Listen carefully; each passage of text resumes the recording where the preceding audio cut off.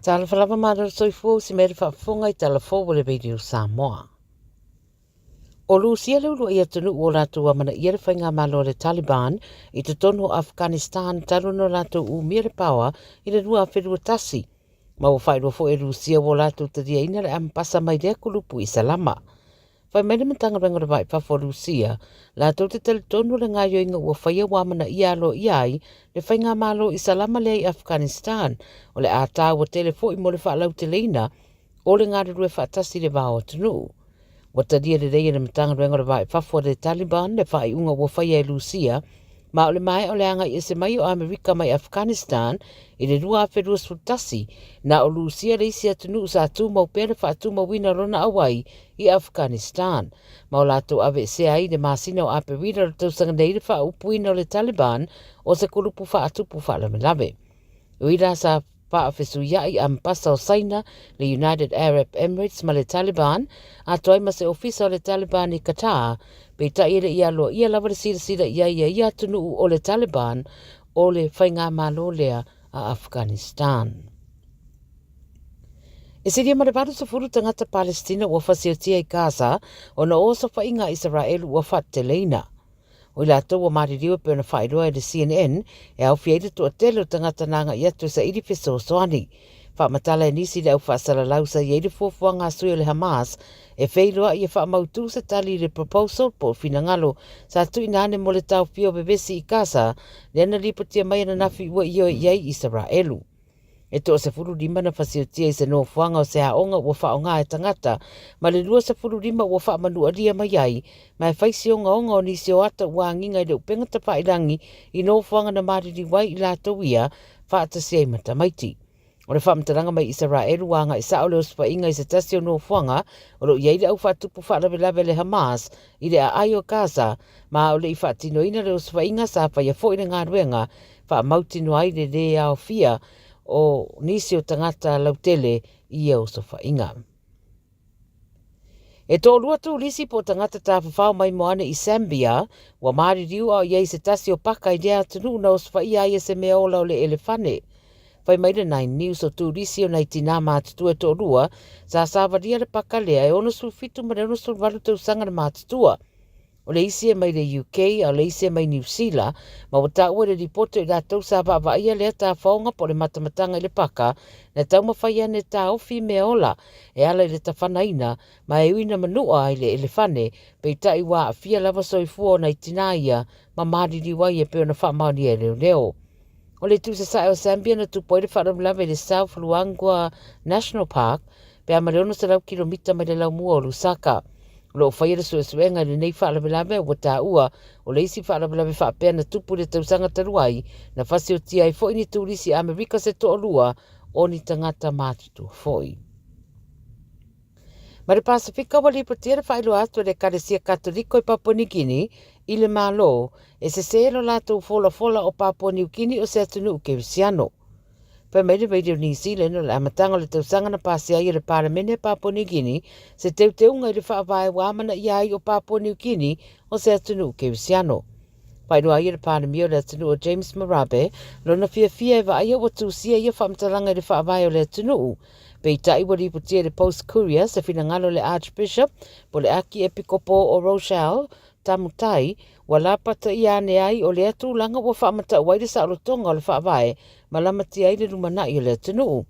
Na ia whaedo ai se komiti whiriwhiri a le Parliamentary o le whaaupunga le o Papua New Guinea se atunu o Kewisiano e le o lango le tūla whono mai le io ina fo I le Kalesia Katoliko le whaia o le angaio I ngā le malo.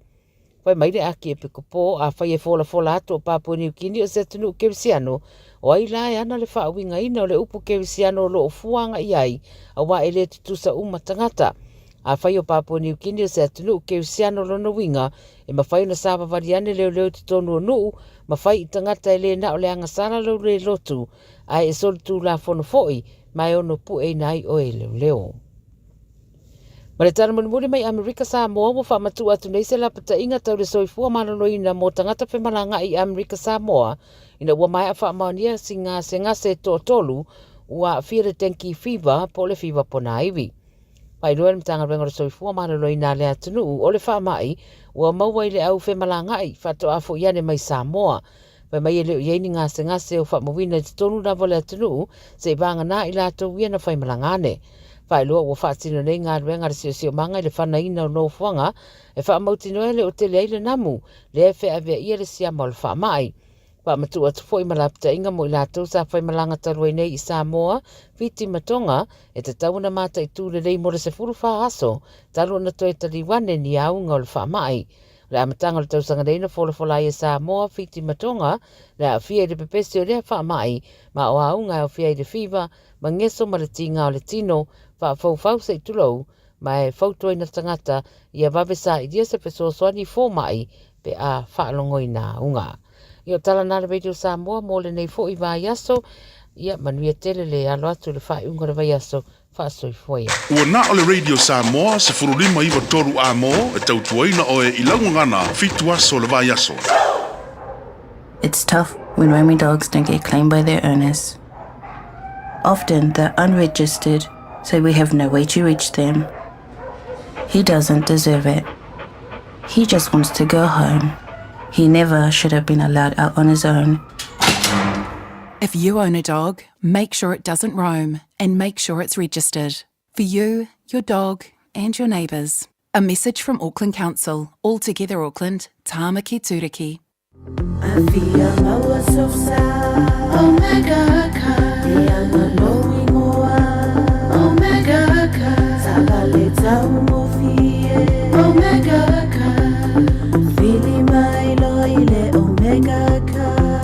Omega Cars, lua selau Capitis Drive i Manukau, po le telefoni o iwa lua fitu lima valu tasi lua. Susu mai Manukau ne, Omega Cars, umalole keisi le Omega Cars. Flu season.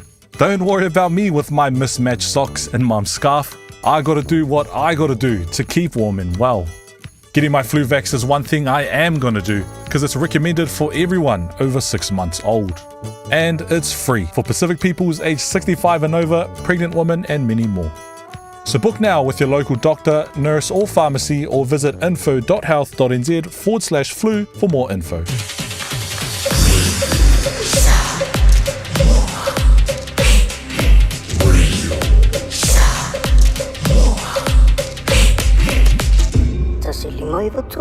Amo.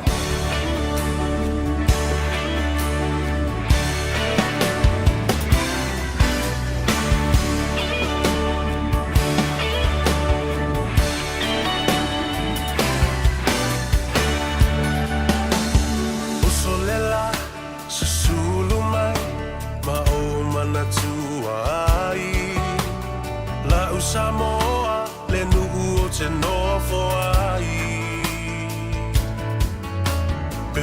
Pe fea na ngalo atu oi leva ai Samoa o le penina o te fia i ai o solela susulu mai maumana tuai o la Samoa le nuu o te nofo ai pe fea na ngalo atu oi leva ai Samoa o le penina o te fia i ai Angi mai se matangi se momoli atu ai lo ua lo fai la Samoa matalasi Ia, angi mai o se matangi se I momoli atu ai. O ua lofa nei mo oe la u Samoa matalasi. Whatalofa ma le nganga whaloalo, ma le nganga fifia ma le whanga e tia. I ia I le atua I lo na lofa ma lo nanga le nei. O lea ua teitai mai lo tau soifua ma le malosi o le au o le nei. Wa tātou toe lau lua fasile whai ai. I lo ma le nu ua le o tua o le nu. E pu e o manu a le o pu e fo I o mala. Ia, te le tala I manu ia. Ia, ai titi tala I mala. E ui o lea, ia ele o mawhai o na tu uai ia le tūlanga o le wala au pa ia le tua malona se simai. Ia wa uwhiti ai foi le tele o mawhtanga le au pokisa o e ka le sia o nuu ia ma a inga. Ai tātou te talitonu le lofa mo le anga lei o le tua ia o lo o ia whasoa pe le soifua lau le lei. Mo le mamalu o le atunu ma le lo ma i o na maunga te tele se io o i maunga iti ma i o na ao fo i se io o na iu. Haftai le tua ma e ula uanga lei mo lo alofa. Ua whasoa i le soifua o le atunu nei i tafa e fia o le lalulangi. Pa o whea lava le atunu o lo o mai moa o masila mai ai. I lunga o penga ta whailangi ia maalata. Haftai le tua o lo o malutia lo tau soifua. I no whaanga ma ele ma atunu ese o lo nopia iai ma fio ai ia le atunu. Tawalunga atua ia tātou tala i vai whanua o tala fo i meo lo tupu le Pasifika. Ia maise fo i ia New Zealand ma Australia. Maise atunu o le laulani o le tāpenanga le nā le sui le Radio Samoa. Mai i le lau mua i Canberra i Australia. Ia le whaletua, ia Miriama la toa po Murray. Ia whapena fo le udanga al ftelenga. Ia whongabua, ia po o le tofa fo ia se umanu Francis Ioane. Ia palfa bumboe, mai i alsa o le la tofale. Sa ili balosi, sa ili matangi ia wafo ile asunga fua. Ia le ua malo lo le weekend atoa, au tatou. Ka koke koe spa fo i makuika ko me fo i pele kai au. Ile tatou fo i tano ava. Ia, pe a ufo i mele na pe a molo malosi ia walanga u kia luku savali kai au le walkathon. Ana yu ouso malisi. Leo fatasi mai le sunga ia tuala. O le sui o le komiti fafoe. O le whamoe leo le tātou walkathon i le aso ataia.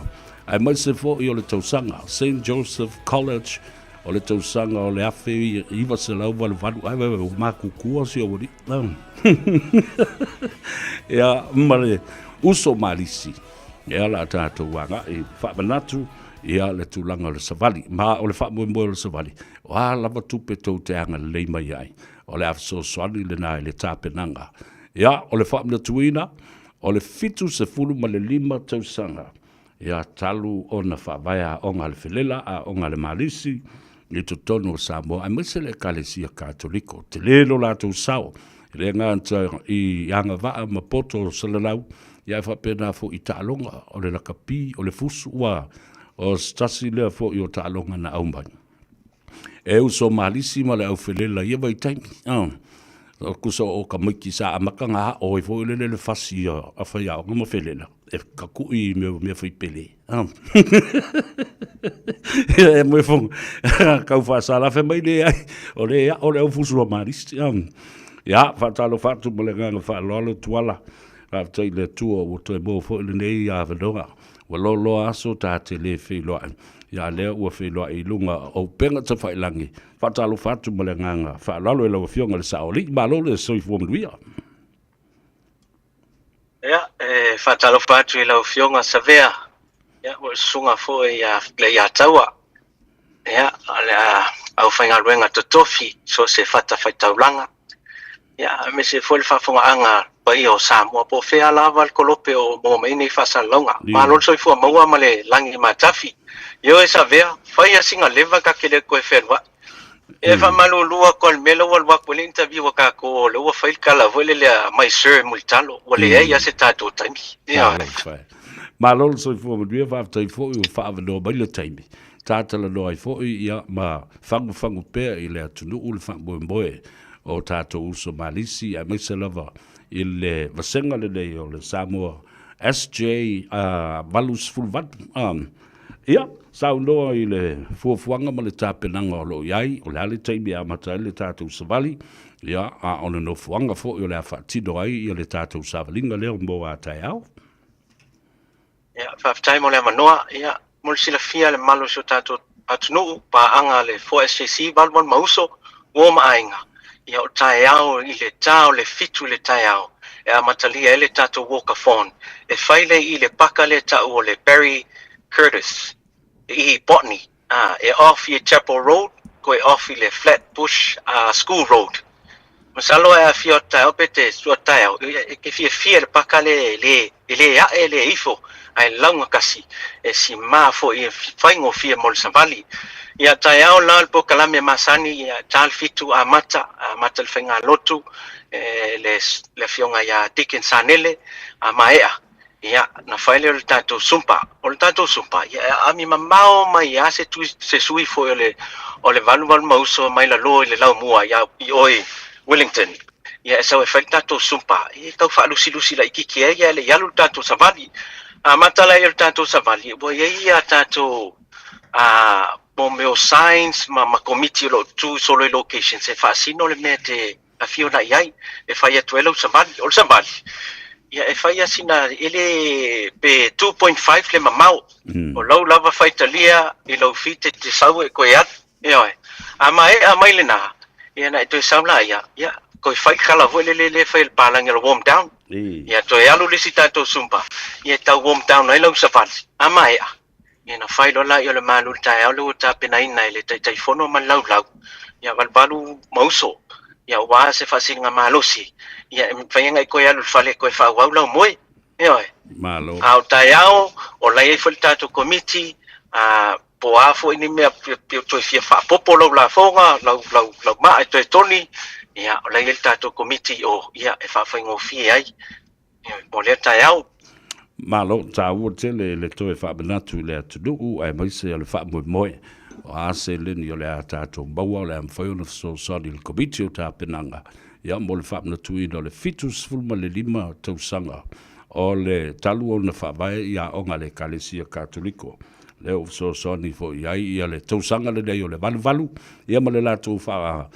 mo ai mai se fo la uso malisi malava kolona winga la tuala you walk at your own pace e leo se tau vanga sa vale le mele la fai ai e tu ulava i la ufa italia mo le tulanga o e fofua i lo malos o tau iai ia se vainga mamao fo le fien tanga tau le tatu filo i le so tau tai sa vea ia e saulele o le savalinga le taiao ia te alu lava o i lau peis taiao o le tau mai tau atu i le lei o le tau e vi ia leli ia masalo e ova masi se lau laka lua se lau tangata la whapiana na iei taiao i tatu whamoe le taiao ia molisi la fia fo ele malo so tatu atu nu umalau fionga sa vea o le whamoe ale al fo STC valval mauso i tau sanga uma i awa ia mato annual scholarship mo onga malisi Samoa po la mua sanga to Josefo ia e tau sanga uma ia ole maftanga foi le fo SCC balbal mauso masalo maftanga le la umai tau e ko ongo pe ko fiku ia head boys ia to tonu le maftanga le ia mena e mau popo ia mai fia foi au ona ia la mua ma onga malisi ia au te tonu la le la tawa fai umai ele angata ia onga fo le ai onga malava a ekalesia a katoliko ele ngata i tumua ia fa pena fo i sala fai ia e mai le kolisi o Chanel ia sa o le sabea ele o le famoe ana le fo SCC balbal mauso o kala ikua o felava me faina mato sosoani i tulanga o Skull City ia o le tuana e anga i le balbal mauso malo tau o tele o le a o tawina o tatu whanau i Samoa ia o le tulanga o le lava o le whasoa ma le tulanga i nai matua e to tele ia alo matama whanau ale e kalesi o loa o tawina i tono leia onga o lo o maita wina ia lo lato nganga fo le feeling ma le tau ma fai pe ai ia ngale so soli nai matua o le sa o le i lo fio o le sa o li ia sa le sa no nga sa bea o isa bea mai tau ina e po ale le maftanga e su e tupe e tau sanga uma ai mau popo e mau popo ai su e tupe i tau sanga uma le mafuanga tonu ai ono tulanga i mfaina sosoani atu ia o onga lo fa penao na vai ia le faso matua ala ele tale ni alo mfana Yala na le tam fai atu le tātou fo SJC malwan mauso. Malo whaftai tā ua tele ele ia se a onga ma se whala puputonga taba ma teine tua i ele a isi le awala I tausanga uma. Ala sau sisila ma whaatau anau fo ima whaamalo si au atu I whala puputonga isi a onga. Old Boys and Girls ale CCWS ma le kalesia mamona ia o tama tuai fo I o skopa ma teine tuai e whapea fo I a kopa ma isi a onga e kalesia pe o leulu moenga ia ma le me tutisi awa o lau telu matai au e whai masui o le whaalapu tonga fo I a skopa talu sia I o mai I vanisi a onga ia whaftai sa vea ia le anganga tonu al na o paanga o malfo SJC malwal mauso ia pe o skopa a kopa o St. Mary's Old Girls ia o le mopo o le Mary Seniors I nei to tele lava le aonga le unmoenga tuai ia la uma na whaatalusanga ia whiwhio mai e lango le whamoe ma sa vali ma fia tai au I le whamoe le boka fona le 4SJC malwal mauso ia ma lo fa e foi tato spot prices e fai tai au o le masalo le tangata matua ma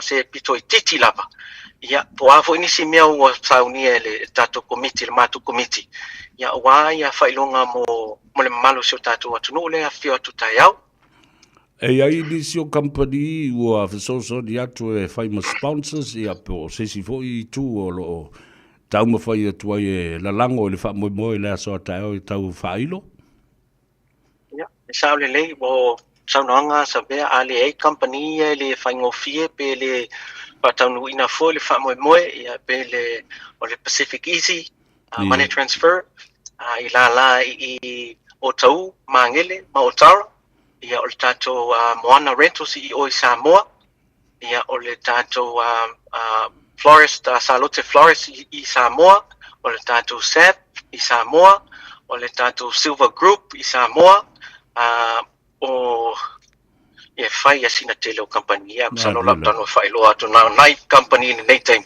e fa malulu atu ai I lau fionga ia fai asina o le Fit Family lo operate my Australia o tele o company mai fafo ma night company nei lo fa penana so soni le tatu fa mai moele ia le lei o le tataimi lau fionga le saoli tuala e ai se telefone im failo so tai e tuai ia nisi o lo tau committee toi fa manatu iai ma le no fuanga le tuatusi ma le taimi tatu te feilo ia I le aso tai au ia whaftai o le ngumela e whapenane mau mai ma il mato committee o le o lua tasi lua o ono tasi o lua tasi lua o ono tasi o le taimi a matai o le fitu I tai au I le paka Barry Curtis I Botany e off le Chapel Road ma e off I Flat Bush School Road in tai au ta le fitu a mata ia sulima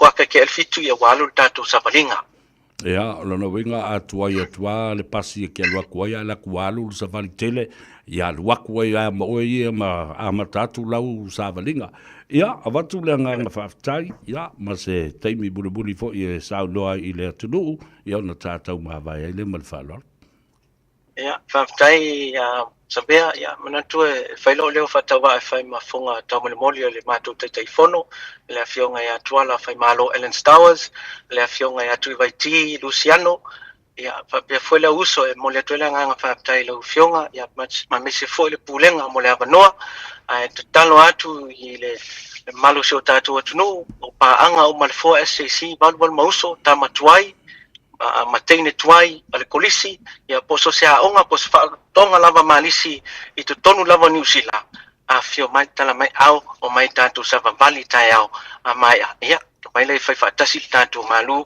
le tai au ia matatu fi ai tai savea ia malo faftai I le avado o tata le doi ma fai lo fo I le fongatia le fa mo le aso tai au ia le tua ia ma fo ia le tulanga o le matango fio le talo le tau ia aone I pau se timu ia to tele I la to le anga ia tu tato militino le aso tai au mo le fa mo e volte minei ria o Faiva I le fiafi le Gagaifo Faiva le tunu ta whilo i Nā le lau so whionga. te au whaasui ia manuia. Pāsei fua. Sei fwe. Ia le nā, ngā whaafonga sa mo le talanoanga fo i male whionga le saoli i a tuala Ben Silva. O ia o le sui o le komiti whaafoe o i la tau o le whaalapuputonga o le SJC. Valu, ioi, o le tausanga le valu, o tangata wha mao popo mea. Ia ma le lātou te whono, ia le whionga, ia tuala, pestata ma le langi, muli anga tele, Alan Stowers, ia po le whitalenga fo ia whai ma lo, ia ma le wha moe le aso a ta hao, talo i le ia mātango fie, malao fie le aso, ia unge maari lili ma i eise koi inga ma se lo makua i o, ia. We'll see you tomorrow. Le walkathon le nā. Ia, e peo na lango ina e le tōtele. Ia, o le wha moe. O le ale tupe maua, so soani i tāpenanga o le fitus fulma le lima tausanga. O na talu o na wha vaina, ia onga, ale e kalesia katoliko. I tutonu o Samoa, malona tala wha solipito, te le lātou sao. E le masalomia le tūlanga le nā. Le sao o le ekalesia katoliko, le ngata ia o onga, o atinae, o tā alonga, o isi matata ese, o i lātou wā o tawina i tomai maanga waa whaapitoa, o lo ia, o fo mai, o whaiwhi au, o pātele, o ia whapena fo i le tūlanga o pisi nisi, o atinae i tutonu o le atunu, nisi o i lātou wā avea, ma se i tutonu, o le maotafono ma le Parliamentary o Samoa. Nisi e vea ma minista o le kapeneta. Nisi lava o i le tofinga Parliamia. Ma le sui Parliamia. Ese le tāua tele o le sao. I le atina e o mea le lei. I tutono o le tātou o tunuu. Ia, whapena fo. I le ola o le peo le kalesia. Ia, i le ngate le nā. O onga. O tupe o le atu i nātu, e whai mea lo whai i le savali le le asua taiao. O le a whapena fwoi o na whaaso soa le lei, mō i lātou e ata ma mai whanau, ai lima vai nei mātua. Ia, o le a le mawhai i o na toi whaawawa onga. Avanos Korsipi, local scholarships within the college itself and other Catholic schools around the world. Around the country in Samoa. Ia, le langolangoina fo i e isi pisinisi, o pisinisi fo i a tama whanau o le atunu. O i la tau nā o tawina. I tutonu o a onga alewhilela po o malis. Uso malis, pe o na iai, ia le tātou company o lo lafo i le tātou tupe, matele ai tupe, alo tātou o tunu o i meo international remittances, tupe wha momoli mai le Pacific Easy Money Transfer, baloutou nu ul malai wa lele, ua tū mai le au tā vale, ua tā pena lelei, ele au whai ngā ruenga, lili ma le vaenga olo i a i Samoa le malai wa lele ba la fua, le Moana Rentals, ta i le māneia ma mātango fia le nā wha moe, o le SAP le nā, o lo mawai ia tusi o loa Samoa me tau lima, ia whapena fo i la ei, ma isi mea uma, o loo a whaatau inai. Ia ele ngata i nā, o isi lava pisinisi se i whailoa, mai fo i le sunga ia tuala. Ben Silva i se isi teimi o mua. Ia, ai whaawawona, toi momori atu le whaatalofa, ma le whawhiloa i fo i le lo le tātou tunu. Ia, mai se lava fo i le tāwhatolu o le tātou vānu lofo. Le mātangata o Samoa. Ia, ai whapea fo ia le mamalu mapa ia wha le malo. Ia, le ngata i le nā, o mamalu mapa ia wha le anganu. Ia, ai ia mawalunga se vi ingo le tua. E tusa ai, ia, ma le wha no manu. Ma le nofo tatalo, ma le tulivae, ma ngau tuli o le au whainga luenga i whata whaitaulanga i fia. Ia ona o se manuia o Samoa. E le ngata i lo tātou atunu upele i Samoa. Ia e whapena fo i so se tafo le lalolangi. O lo o ta ape ai i ana tama whanau. Wana no fai, ma no pia iai, ma whaatino ai a lātu wātina, e ma tausi ai o lātu wāinga. Ai leo ma whai lava, leo ma whai lava. Ona tau fia ai le tautua o le ai tau malele, ma lafo le tupe i Samoa. Lele ua makua ke le ai ua ova ai le se.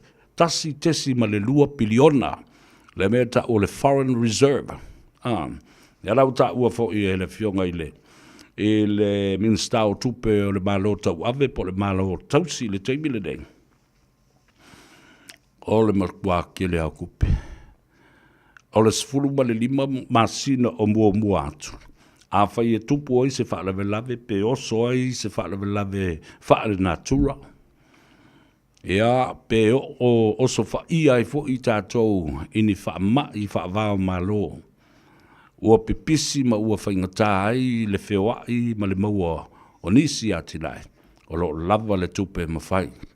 O na soani ai lava Samoa la tau ia. Self-help. Oka, ele matauti. A whea lua kua le kupelana. O le valus 10%. E tu sale na male valus e lau miliona i le tausanga. O lo soani atu ai. Mana isi a tātou paanga. I le tātou budget support. Oka, wonderful stuff.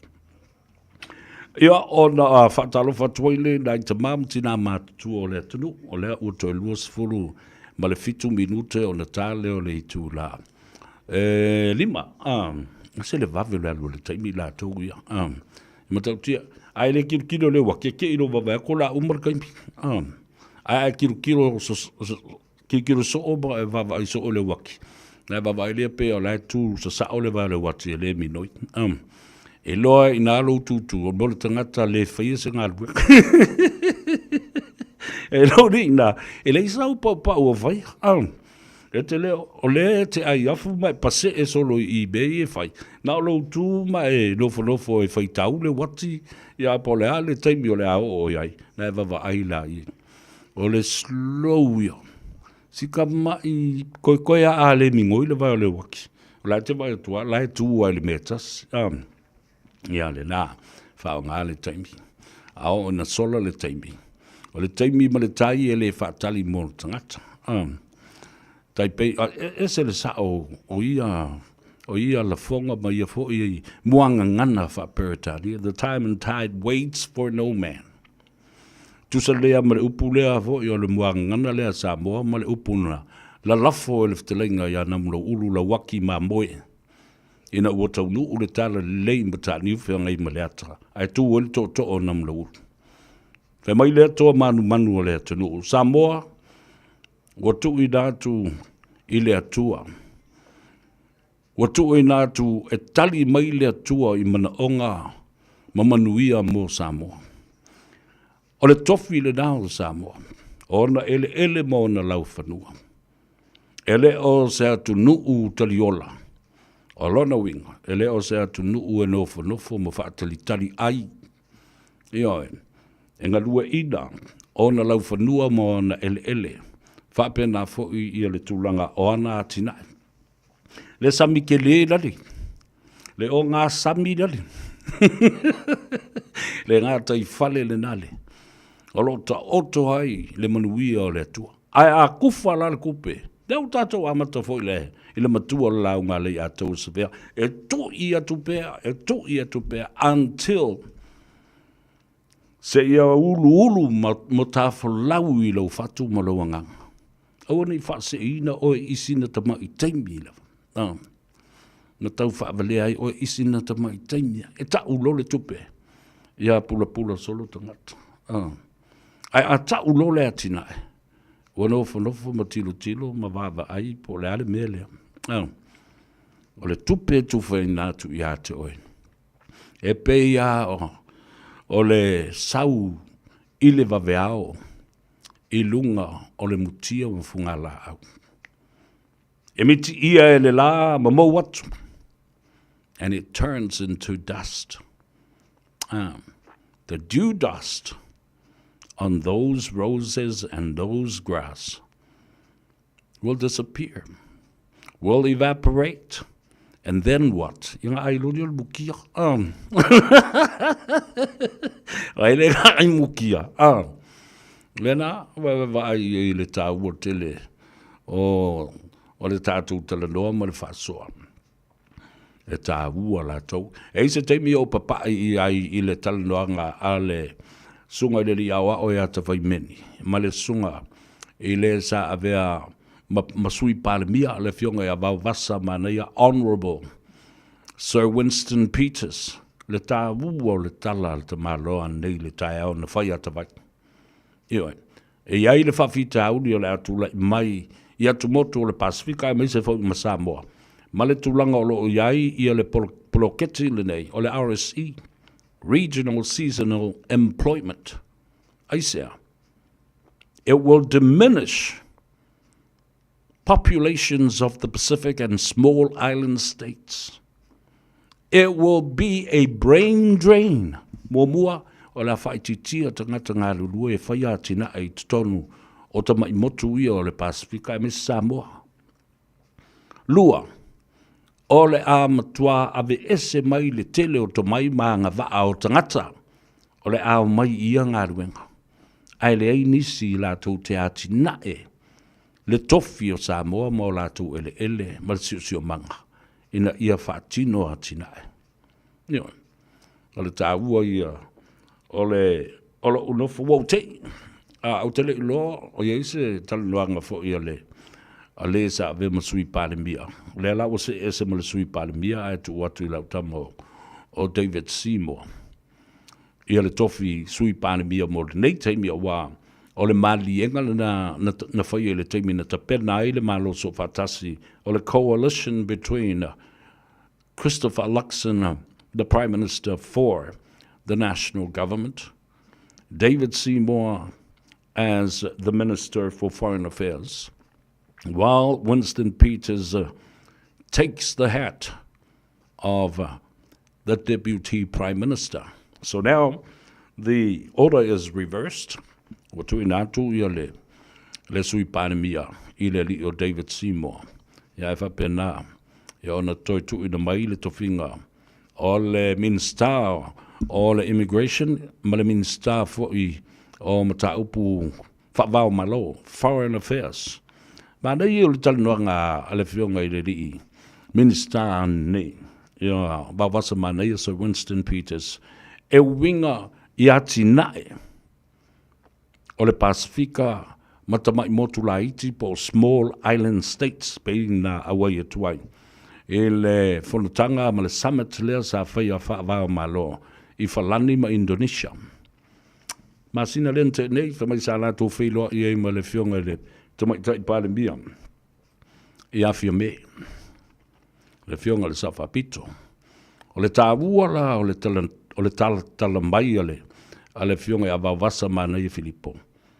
O nisi o mataupu au tū, na lo te le summit po le whanatanga lea whawao ma lo tai o malo. Ei pāle mia, sui pāle mia ma Minister o le sio manga ai maise.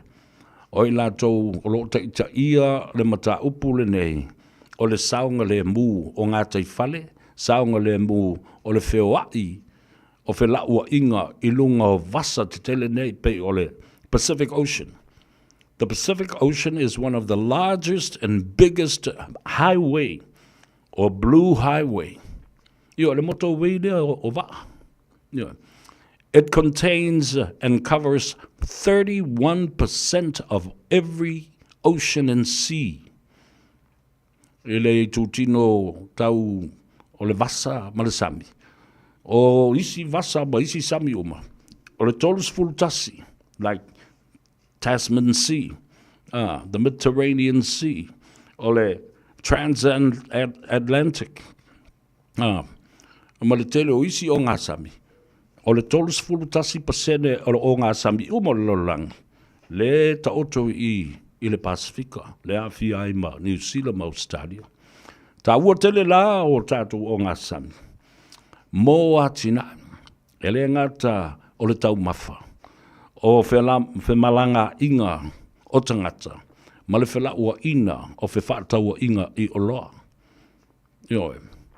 O loa ese e ave I fafo our exports, ma o loa e au mai I fafo, ma isi atunu I tonu, o le tātou atunu ia whapea foi le Pasifika ma le tōtele, o isi ma lo la iti. E la stemi tātou o fo iai, tātou te whaasoa I le tele o nei ātinae, a o lea e whai mai, e tufa le tupe. Le ala foi la le na talo mai Winston Peters, I le whawhita uri o le a whea ngai, matanga tātou moto o le Pasifika, e mese tātou Samoa, ona o Samoa, o se tasi leo atu moto o le Pasifika, o lo tau la mua la vai le tele o mea, tau la mua I atina e le lei, tau la mua le tele o ai tālafu, au le mwhaiunto tongi ai tālafu.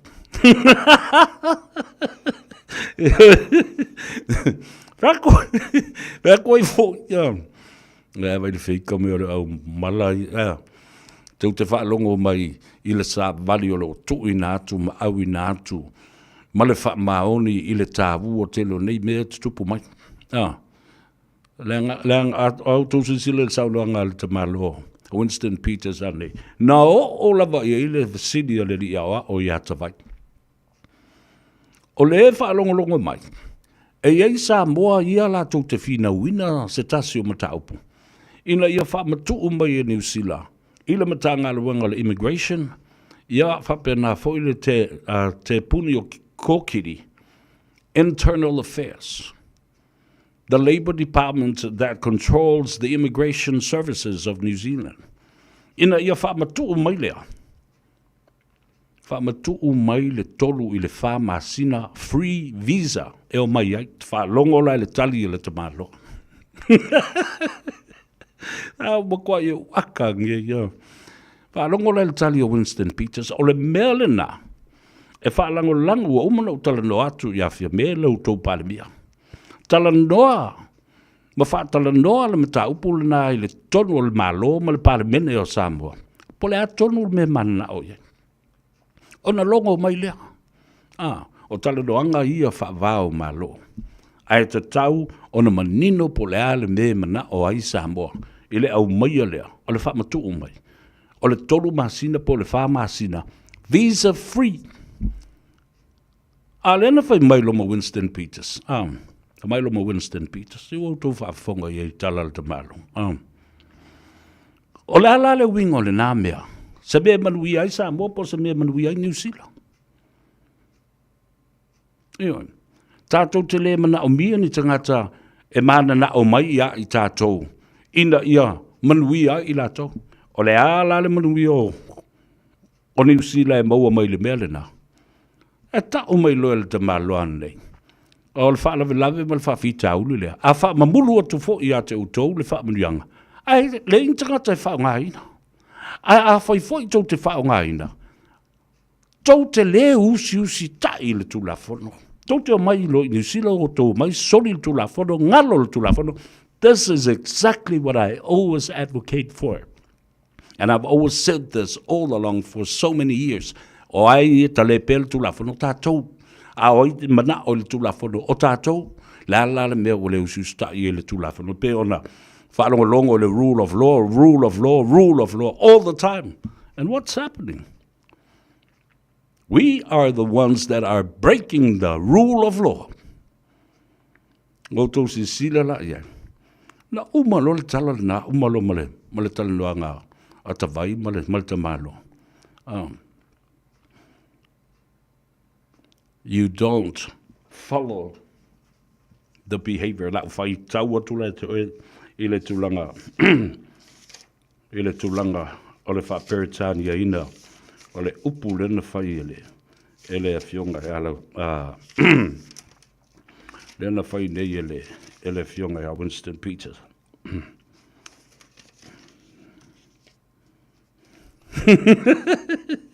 Le whai kakala i o le li leo le akau. A le uta whai atu e nei.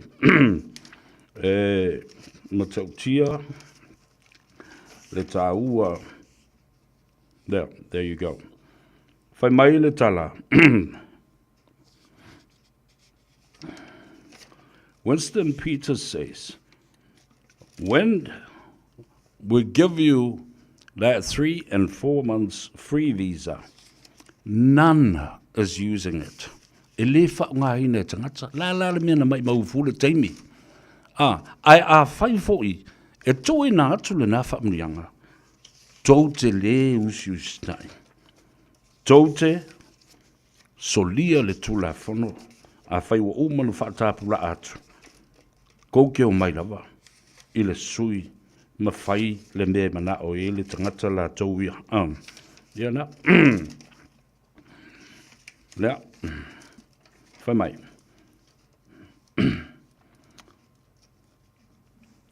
Winston Peters claimed New Zealand produces $60 billion a year from exports through agriculture and through farming and getting people to work.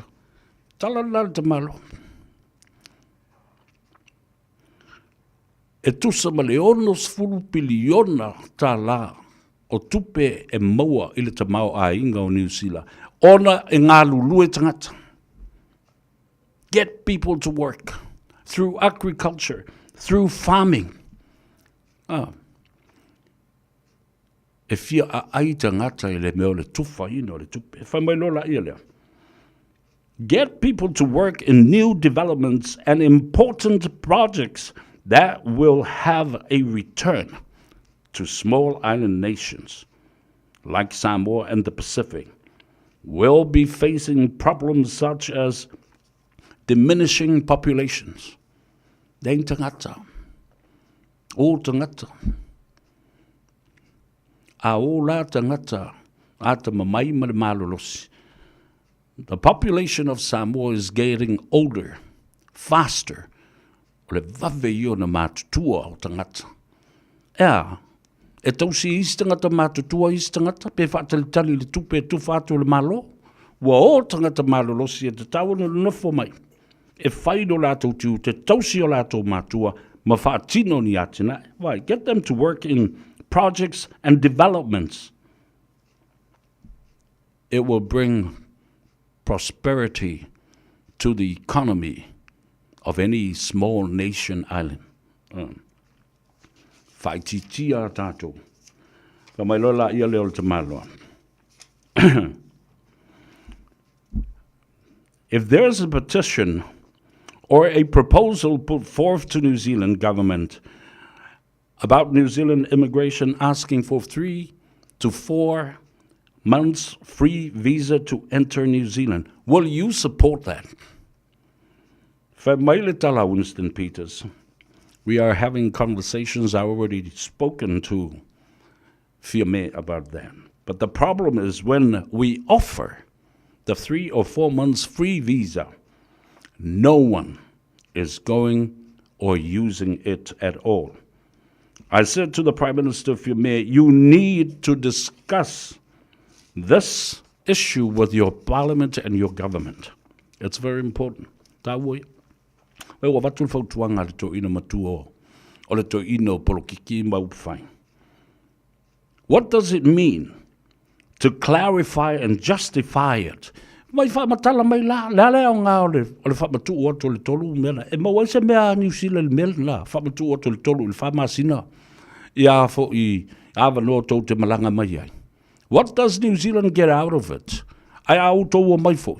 Tele mea tau te le whaonga ina. Ia le awa no o tu inatu. Ai au tau o mai fo ma tau nu mai. Tau te soli le tula whanau le wingo le talarana. So obvious, wai loa le Winston Peters, tau te mai le tolu po le whamasina na, tātou te le toi fo. E o atu le lima, le ono, a toa le tausanga le kamilo milo sola i nei. Awa lewa le uma, le free visa le nana e sawai. Wale o toi ao ngā mō resi. A o lea fo i lana au mai nei. Le lua tausanga, 24 months. Multiple visa, le whaamdianga o le ua mai a tātou. Le laua mai le lua tausanga i whai, le tātou multiple visa. A le fuma o te whtangisi. I le tolu ma le wha, 3 to 4 months free visa. You know, this conversation was so important to pick out the analysis and the assessment that I had personally it makes sense. It makes sense because we can't clarify the need. We can't justify the need. Dal mena mai atato mai fo isolil tulafono. Fa'aleanga atoa tuele o tulafono mo isi tangata fa maoni o lo lato mana o mia. Na manole o mai on fa lave po on tulanga fa pena on singa mai mani tong fitinga.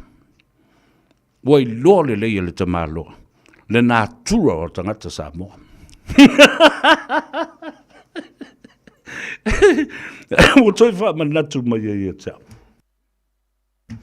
Over the years, I've had a lot of experiences meeting and talking with Sir Winston Peters. To lay atu le palota mal campaign ale tua fafine ya asenati lo le Taylor. Ia na matua talia mal fifia. Matula I mai ia asenati lo le Taylor o se foi pule. Ole whainga malo a Winston Peters, the New Zealand First, Malana Coalition na whai o fo I le nawai tau. Lala nai, whaisi o mala matele ai le tui. Matele taibi ma te tala loa, ma whaasoa ai fo I le luas fulmon tuputau sanga o tuana iatu. Ai toi maule ma whailo inga ma Winston Peters. A vea au. O le whailau tusi, o le komiti whaafoe lea, o le tāwhatolu lea na whina wina neile sit seni New Zealand tangata Samoa. O e na soifua mai lea whewisa lau, luas fumbal whasa I o lea whewisa lau whasa fumbal wala. O le tele lau tali ngā malo I le whainei. Tali malo I le national. Tali malo, tau nu mai ia Christopher Luxon la tau em lana vaenga. Tali malo ia Winston Peters, mal New Zealand First. Tali malo ia David Seymour, mal ACT Party. Tali malo le Green, o ile ngutu e tautala.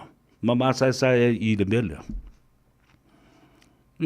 O le whaatau waa le nao le atau se vea. E tū ai lumo tangata nei, ma mātou tala noa ma whaasoa se ia o ina tali mai, ua talia. Whaatasi ai mo lo tau sao I matau. But that, through those principles and knowing him, o le tamā lava, ai tau tala sao fo le tamalo. Whaafonga lai le mea maalia, lai o le tilo ma utala noa fo ia, ino whai e I lisi vai taimi. Why, straight after a general election, when you don't make it to Parliament, you disappear. It's like you disappear from the face of the earth. You never hear about him or from him. E le to iai ni articles, le to iai se leo e whaalongo ia Winston Peters, pe awha ia ina mamalolo I se whainga palota. Nimo tua, nimo loa. Lua, ma le awha sanga te le whaalongo ia Winston Peters. Toi ono masina loa a o tūla lata e lesi palota. Whatoa e whaalongo loa te tangi mai longo al pofi. Whatoa e toi whaalongo loa leo o Winston Peters. Wow. Whito I mai fo I mea le joina. And that's the difference. Alo mea nārui, alo toi whaatūlanga mai lona au waa. Alo toi ta pena mai lona au waa, wana I loa mea sa whaale ton. Ai te le toi whaalongo se tau whaaleanga Winston Peters, pe e te whaalongo iai o tau whai. Pe e whaalongo fo iai o au I o se mea le malo, pe au le tuangai. Never. Tuai ngā experience na. O le to mai ma le poto o le to wha ma mau. Alane me le tātou te baba ine. Yo, mai o kau ai maa mai lea mea, kau ai maa mai lea mea. Whaaleanga atu lea mea, ka lepe mai lea mea, I polokiki a Samoa. Mau whai o lea tunu. Nai o te le tau whai atu po oile, whai I la utala. Ia I lato umalapa. E le o ngu.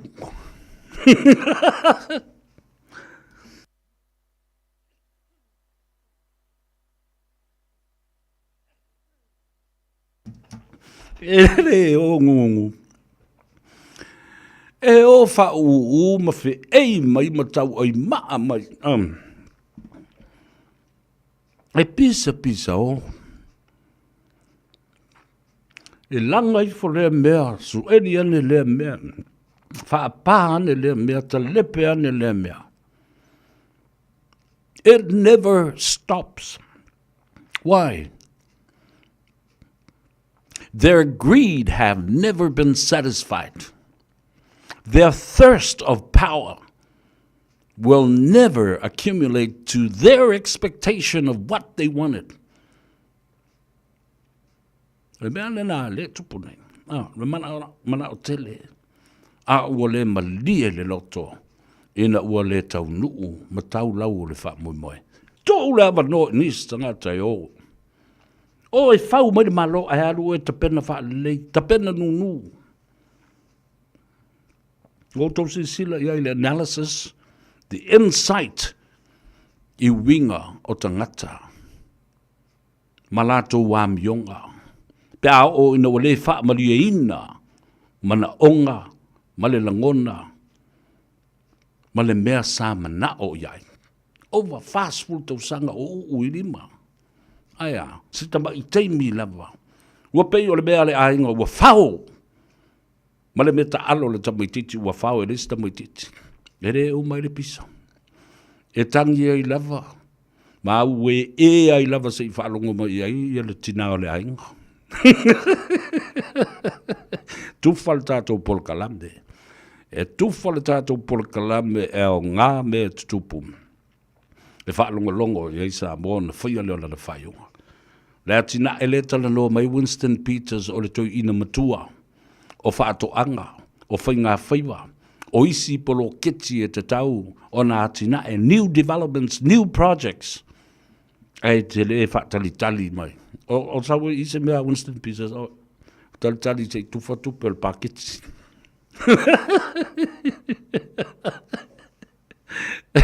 E ala no vai atu Samoa. E le autu o le lau. Ma le autu o manatu. O le lofa ia Samoa.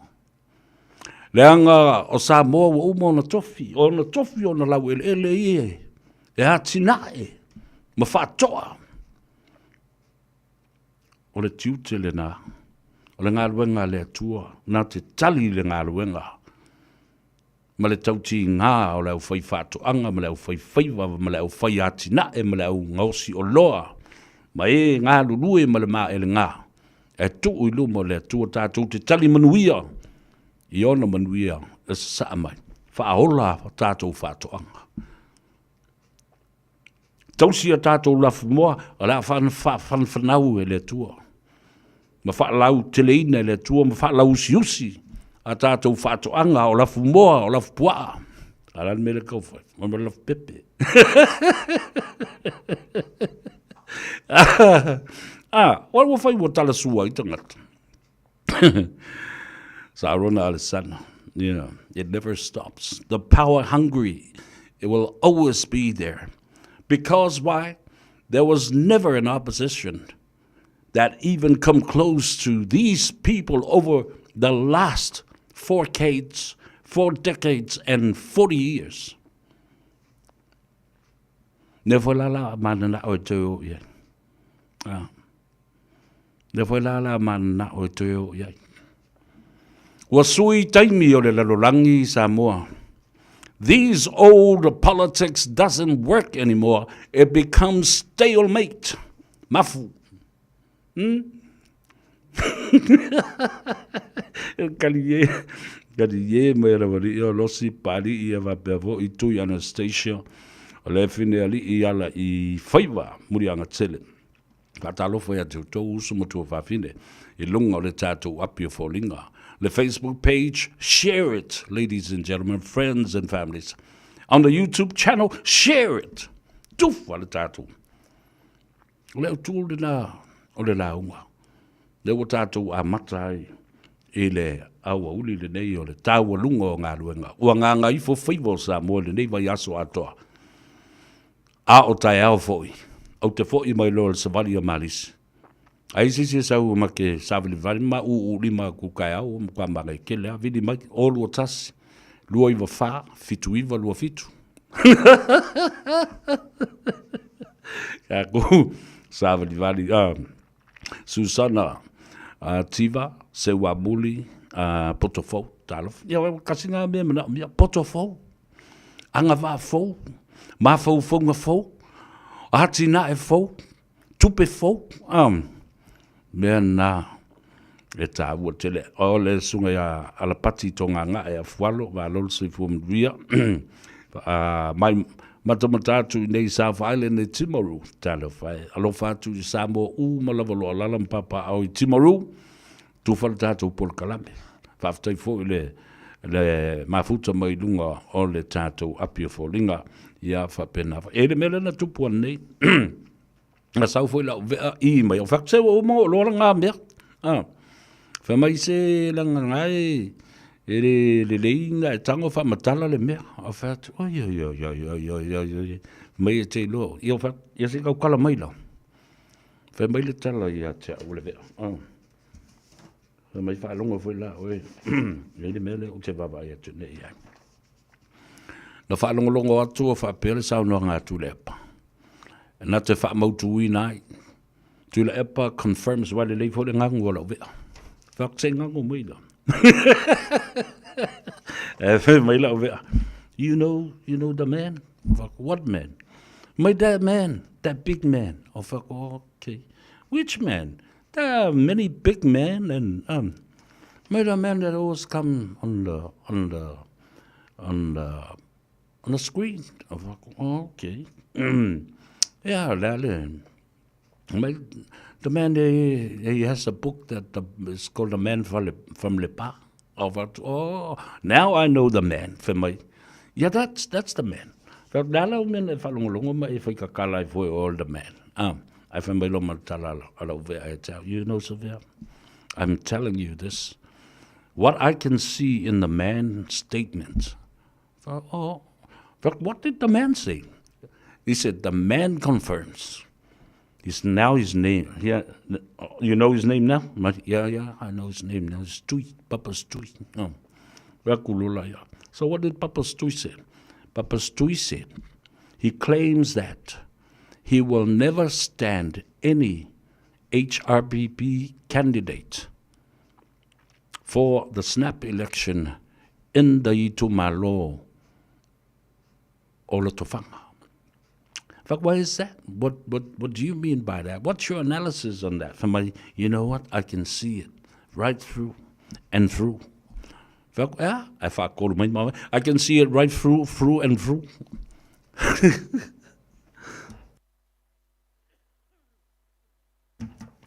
Matala fale le mai au kalate ki ngo wika vole ya oe ko ngi se ma me ki fa pena vai le te fa longo tua italandoanga ni fai nei e folinga mai ai le collaboration le fai ele HRPP fa tu sole ka fi ele male male SUP Samoa United Party Mena wole ave ai se suia le chapipi. Au ni fa la lave se si o ile panlota ala fionga le safa pito. Aku it makes sense. I can tell it makes sense la tala na we fa mai acha. Mo fa tu lo ye. So you think you can see that there is a collaboration between SUP, Fiame and Tulepa. I feel my liver. Fat bear my upper old liver. Yeah, Saturday. Fatulala merely tongue of Faiva. For me, I think they're trying to collaborate so that they can create or form a coalition government. Faiva, you like the book all of it. You only me coalition, there was a my coalition. Okay, so I delay a poco kill over a long sound. I have a long as I'm quality of my for fuck all, you know, the leader. Make the tono my severe. Or the mail and I, in the ear fall of I no mirror. A few near to fatal telephone pe a tone in numero for voice malo. Fuck so like a 50 yearly. Equaling up predictions as I'm come on. Yeah, hold on to your predictions. My analysis will show in time. E le taimi e whaatino tuai le mea le na. Ia, le tāua le na o le tātou tilo I mea ia o mai ia tā isu ia ma I la mutu ma tau mai. Ia, a whaila o le mana o le tau ina e ai ia sisi e whaalawe lawe I o. Ia wale aveala I iso na sui o le HRPP e ta mo ina. A le mea la, tau sau whaile wha mai a kia ui le vea, mai te loe. Pe ai fōlinga me ua te ele pāi, me le mana o itu le, whakolea, whai mai, le mana o ina ia tau fia, fō le lea ia tau o lista ngata le mana o e alu fō i le pālota e tau wā o le sui tau wā, whaori oti. Whiaku le ala se kaunga ungo ngā mea. Whai mai, me ngō kau whalongo longo kua. E re māli I le pā, me o whai fōi isi to ina nā mātu ia tau langera. Ngai whai mai, o wha nina e whai mai, o lauto e alu alea, o lauto e alu alea, o lauto e alu muri lea, maram. Ai ale o wha ni, o to e alu fwoi lumina o, ia une whi se palota. Ia tasi, moe, ma mafuli, ma lilifa atole tu malo, whaku, my goodness, your mouth, ia. O le ngutua oi, ia, alu e vai se meo se pa, o la fo kipi whale se pulu ma se mea le kua fulu whale, ia, a whamai, no, whaku, mai e mo ia me iu te tala noa tua ia, te oi, talofa fuatino, Iosefa, alo le soifomnuia, ia, e sau J. Moores, ma lo se fuamnuia whaftai, le mafuta mai o tau malava mei a vito Ioane Simeti talofa lava malole soifumunuia. Please share our program. Koleta Waya Flying Star taupa talofa langa ia ia po lau sunga fo I taupa sa tasi o li I fo I o le whale manono ma le ainga le tai Ferretti Avei Fatili ia fatalofa tu fo I lo tausi po le whale tua ia Juliana ia me se foi le no falo male ai ngali le u te I o te le loa o lai malanga ia le tau so le fiong le sauli ia tuala mal filtu ia peka ia lai mo ka ko vai o I otara ia na ele to fa atu masani yo se fatu lo wano ia talo fa lava malo so fu mria o tupo lile Sam Johnny. Share our program on all the Facebook pages of your friends and families from all around the world and also on our YouTube channel. Maureen Tufele, severe watching you from West Valley in Utah. It's now 2 minutes after 10 p.m. on a Thursday night. Yeah, you know. Talo whai au tau, talo whatu I dunga le tātou YouTube channel. Ia, whapea fo I isi fora. O lo wha o ngai tangata, wau kei rowa vai kunsole. Waka alo mai isi ka ngaka I le meo TikTok, ama ma pola kalamea, ale I ātou zavea. Ia, nai le dei, nei se me whale tonu ai ātou whale tātou pola kalamea. O le alava le fola, Instagram, TikTok, ma le bok, o le mea le nā North Korea ma South Korea. E le lātou fola le nā. Caroline Tuala, talofa lava, malose from we are watching you from Mangere East, yeah, o lono wing, o le local girl. La tātou wo e tale pesele dei, whatalofa ia te oe, ma tā oe ke oso mai lau kāwale kā oe momori oe kou whare. Ina ia mautinoa. E maua lo saunga le mo. O senga vau, talo vali senga vau, alo le soifum via. Sophie Sakaria, po Soli Sakaria, vemaia. Mna umbiati nai. Ni ataua sao le oe. Mna umbiati nai. Mna umbiati ngata oe ngalurue. Fai ngalue. Susana Tiva, se wamuli. Before Tui Anastasia, Rita Tui Enderman, Talofa, Sister Rita, Alole Soifum Ria, Le Finale Iala Faiva, Muriang Tele, or Leslie Papari, ya, before Ial to my Tai Senara, Tui Atua. Emi hi tule epa talofa malol so ifu bria mai lima ma ni se via Susana Tiva talofa lava Sarona Alessandra ia fa pe foi auto umalava lo mafuta mai salote se mun tafa aftaina mafuta mai Danny si Oeli talofa lava fa pe foi ia Nora Swoga talofa Nora aftaina mafuta mai Fortino Lawrence Peterson talofa lava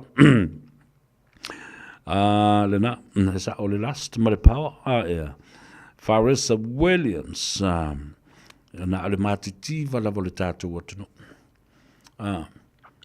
awa tu lo lima se laule il tau sanga le nei le vas mo moale va tu ai o aso se lau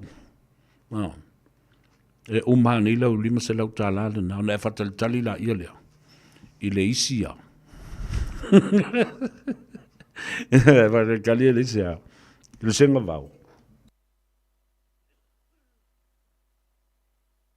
faile lei falata talo falava balo so i fomlia se luka fo alo so fo fo leni fa savalu talo fa fo leni pe yo la kama poeka le si o nefu le o te va ia tu ai fa salafa tau fanga malo so fo o Faiva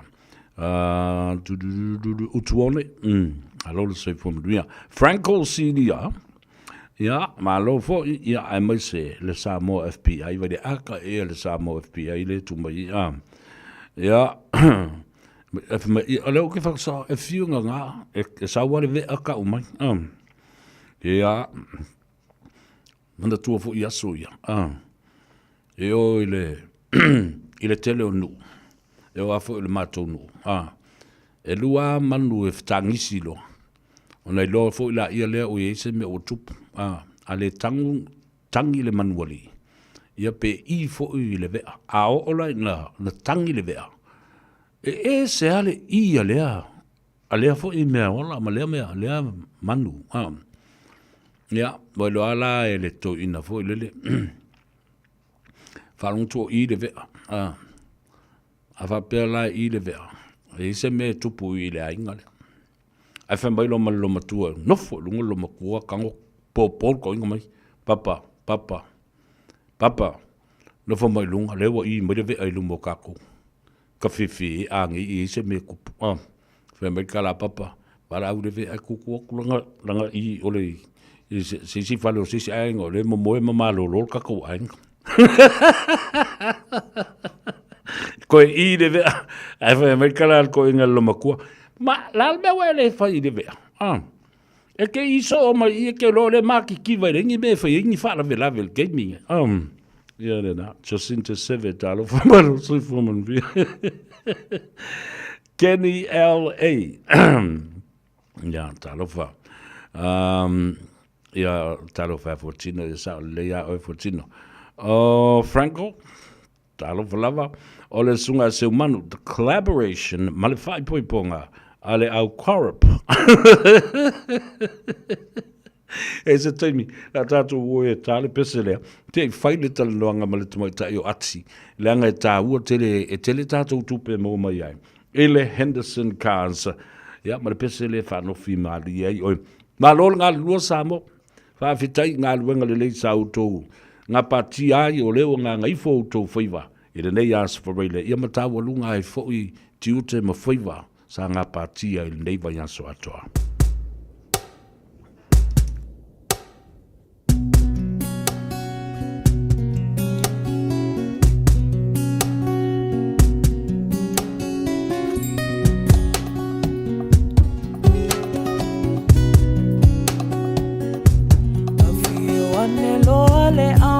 fa apai se I sau no ala e Samoa amata ususu le ai ulia lui le atoa sulu ile malo mama lua ile tuinga salani le ua ovale I ila awalunga I oleta so asili le mata ina Fai mama lule Faiva le sila sila taula wanga ba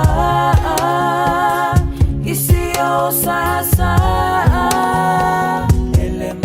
ele mamaluna youla talo fai leo fia I le pesele ya alanga o le wotonu o mai ia le sa o tamaita yo ati ya ole a fa mo ya I ma le pesele a ta ofisi e se temi ona toi fa mai a tu le ai fa talo fa tu mo le nganga fa lo ati fa ftaiti le lo mo le temi ole wa mai al fo le dei vai aso o ta ma futa pea ya mata tala pea ma fa lavi lo pea la to tua ya Samoa ya e toi fai fu taiao ma lo so fu mo fa ftai mo le temi wo fa no mai ia malo sei fo savea ia wange mafu ia te o lo fa tona ka foina sa po kala me masani ia o lo manuia lava mea uma le lo fo le tuai I sa to ofisa nei ia le fo la ala la mafai u ia fe a fo nga lu ngole aso ia le fo la laksa fo ia no tale o no ia sa punia fo ina sa to ofisa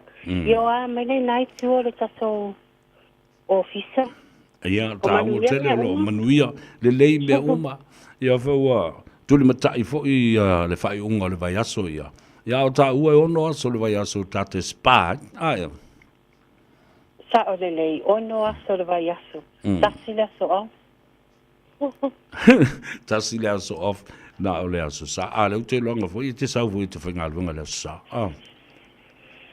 ia sa o le lei o te whainga alunga le sa o nei le se sala e nani sa so ofisa ai o le so tele foi o le na yo te soa inga ia pe o le aso foi there pa soa mawai ni ala soa va no me piki ala so sa vale e pe o mafu ale na o sala sa so officer la sa malo ia ta o fo le na wa o le tele o ni si fo I nga lue I le vai aso ato fa to a paule o le aso I fo le e mo wai la va no fa pela ai o le loku ai le loku ai o mai fai nga lo so ka vale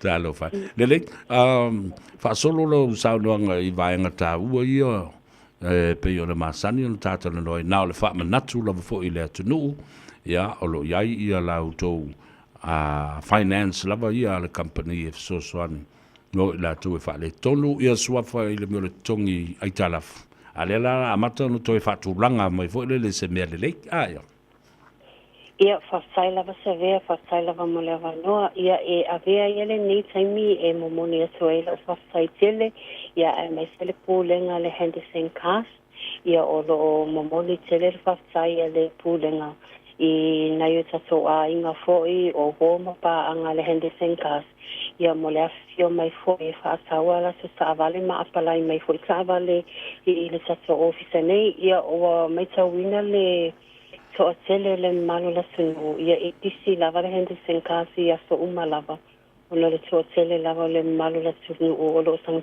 fia mai ia o mai foi e mo le mawina le au nanga le Henderson cast ia o le mo le tole fa sai tele le pulenga le Henderson cast ia le malo fo le sunu lo fa pe ona nga I me me fa sa wala sa vale ia mai foi ua uma ona piki ala sa vale ia e mo le tole fa sai tele la vale ale pulenga le Henderson cast ia e le fa pe o le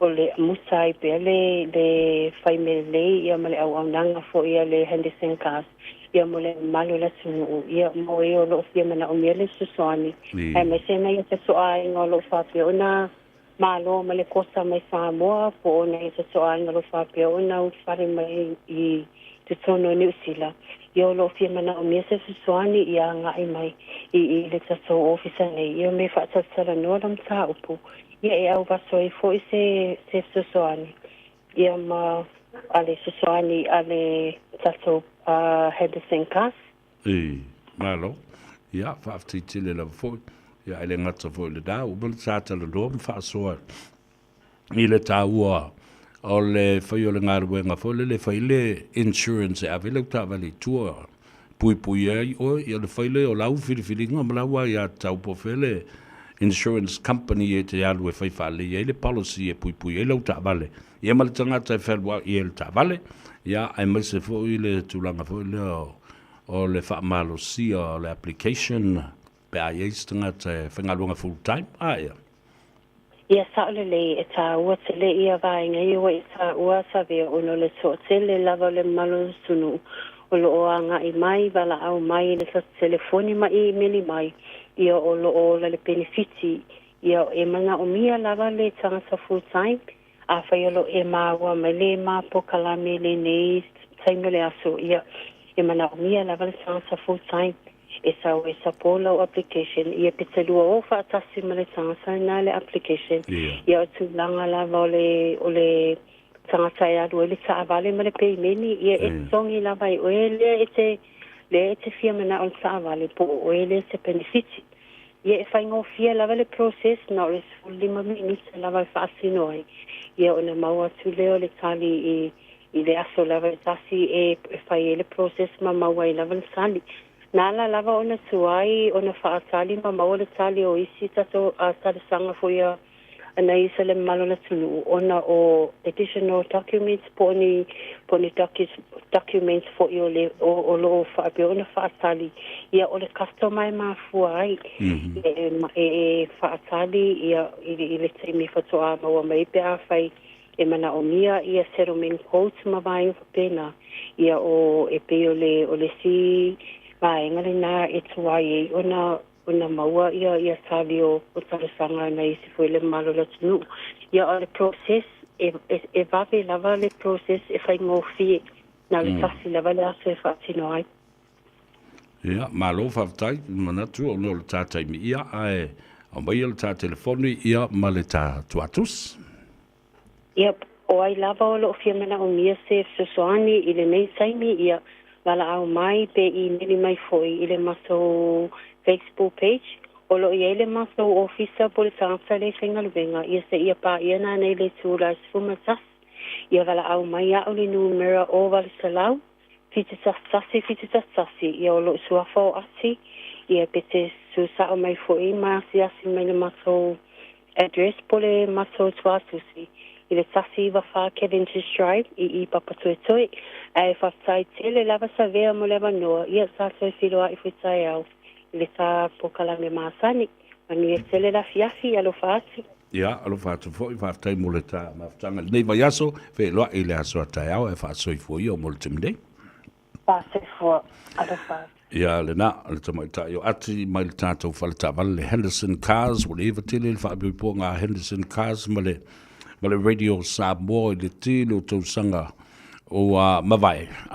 Ia wa kele foi pepe o maua mai ai. Kari.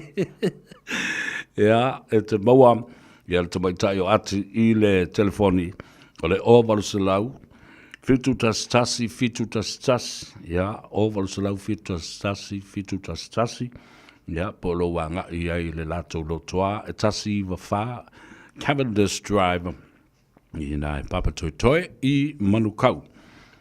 Ta lofa fili maua. O vailele Josefa, whape fo i alofa tiai, o alofa Morehouse watching you from Picton, the peninsula of Wellington. Ia whata alofa fo i le tumaitai o Perise, fili maua, o Joe wala i Fea, ia o feta o Miseve, o ma lo le soi fu mdu fa mai feri e sa oi di no ve ari vaku o ve me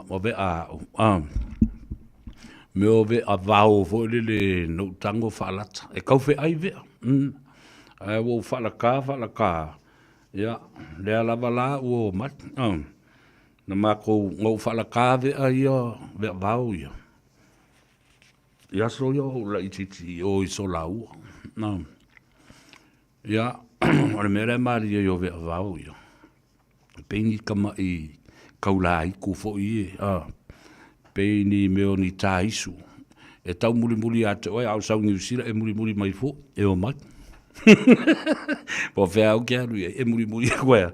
Le fai ka kala ia ai le ia la tu te o mai. O mene.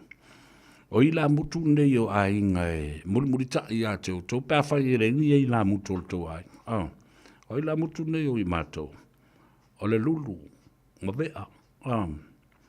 Ta ua tele Awa e pe e o talunga le na fo le whaana mua. Le fasiri ai. A o na fasopo ai ia mauia ala tui. O le atu nuu. O e fasiri ai. E fasiri i o wila mutu. La tau te whaasino ala ia te oe. Ina ia ave ese le matui ma le mangau. Le maa wha lawe au o tele na whano ai tama wha pele pele anu uma ainga ma Samoa. Lena, whamai ia JUL whia. Talufa Savea, working on the bus and listening to your program. Happy Friday, Savea. And likewise to you, my friend. Auto uma lava le au ave pasi, au ave loli, au ave taxi. E fo le sunga ya au pa au, ave courier. Ya ole au upa eat. Ki a pala o vale ma peva se lau lau o se si ile a upa, ile me o le upa Era pala o vale u feo soi mo i fo i runga. Fata alofa whapitoa lava ia au tau. Le au whai upu sama, le au pala o vale ma le au whai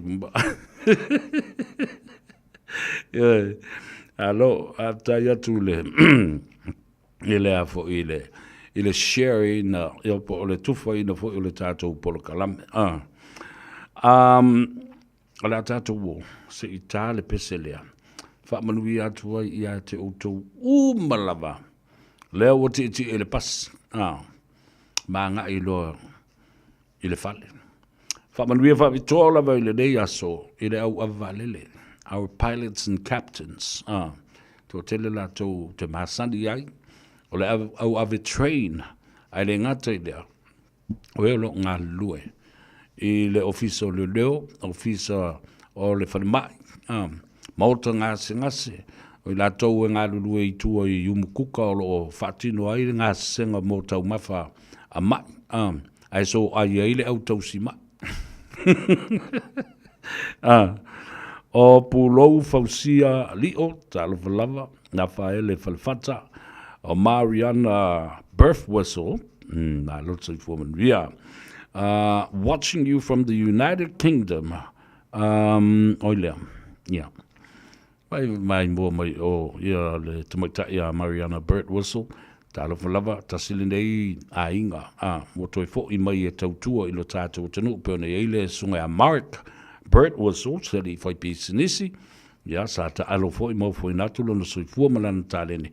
Ile tātou au o le manu Samoa. Se i o sa ka wakula ia leo le mea o le la tupu ile tātou au o le manu Samoa. Telesia talo falava alo le soi fua mnuia.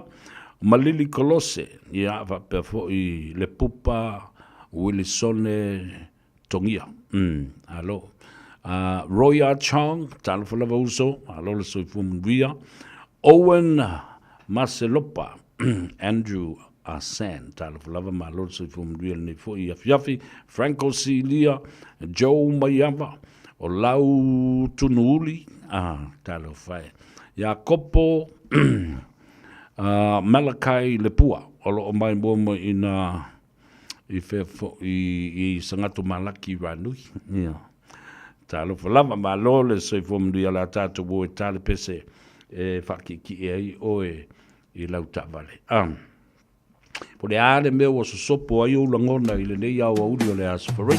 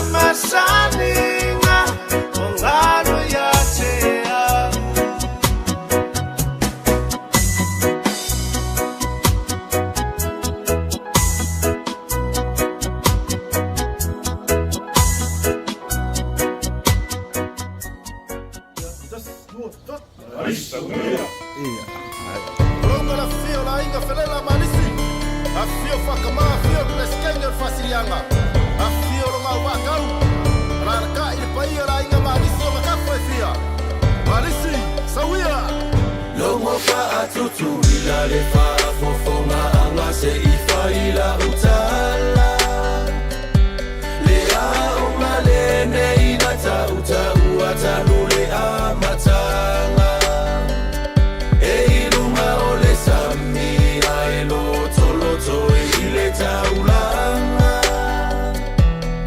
O fele la mali simuliva I lea o lona suafa Leti o talae awane I e la mai le se Ine I e whaapea Ua o whai o se tala se se A e fia tali tonu a fio mai e mai moa masila sila E angile sabili e aonga I fele la watoya I ina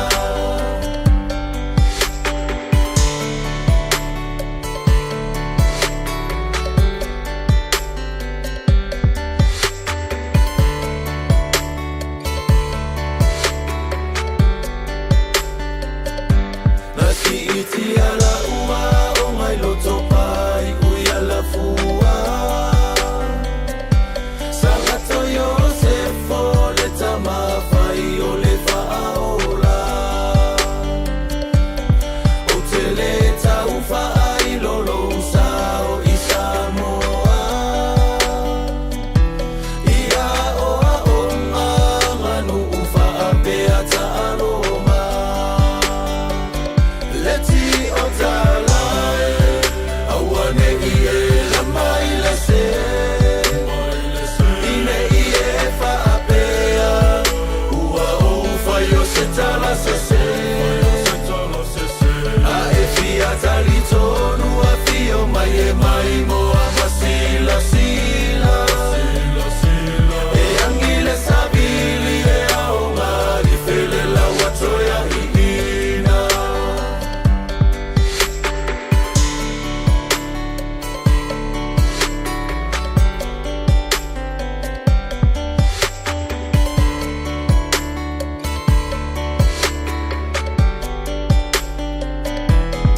Ole a Faiva se la ubalu le tausanga Na Faiva e ai la ua o mua mua I Samoa Ai ngā malisi a wane I ngalo I le anganga Le fotua tatalo a le tina paia o Maria Leti o talae awane I e la mai le se Ine I e whaapea ua o whai o se tala se se A e fia tali tonu a fio mai e mai moa masila sila E angile sabili e aonga I fele la watoya I ina Leti o talae awane I e la mai le se Ine I e whaapea ua o whai o se tala se se A e fia tali tonu a fio mai e mai moa masila sila E angile sabili e aonga I fele la watoya I ina E angile sabili e aonga I fele la watoya I ina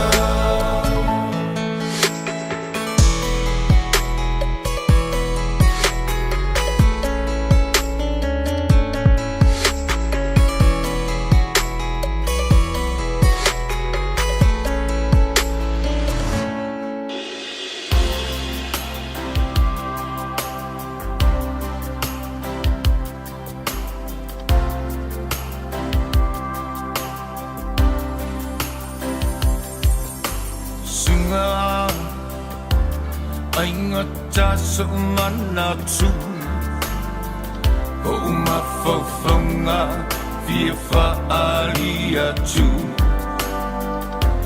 Nei mea uma totonu ia u Sunga fai e fai atu o ulangona fa afetai atu o iloa ua mautino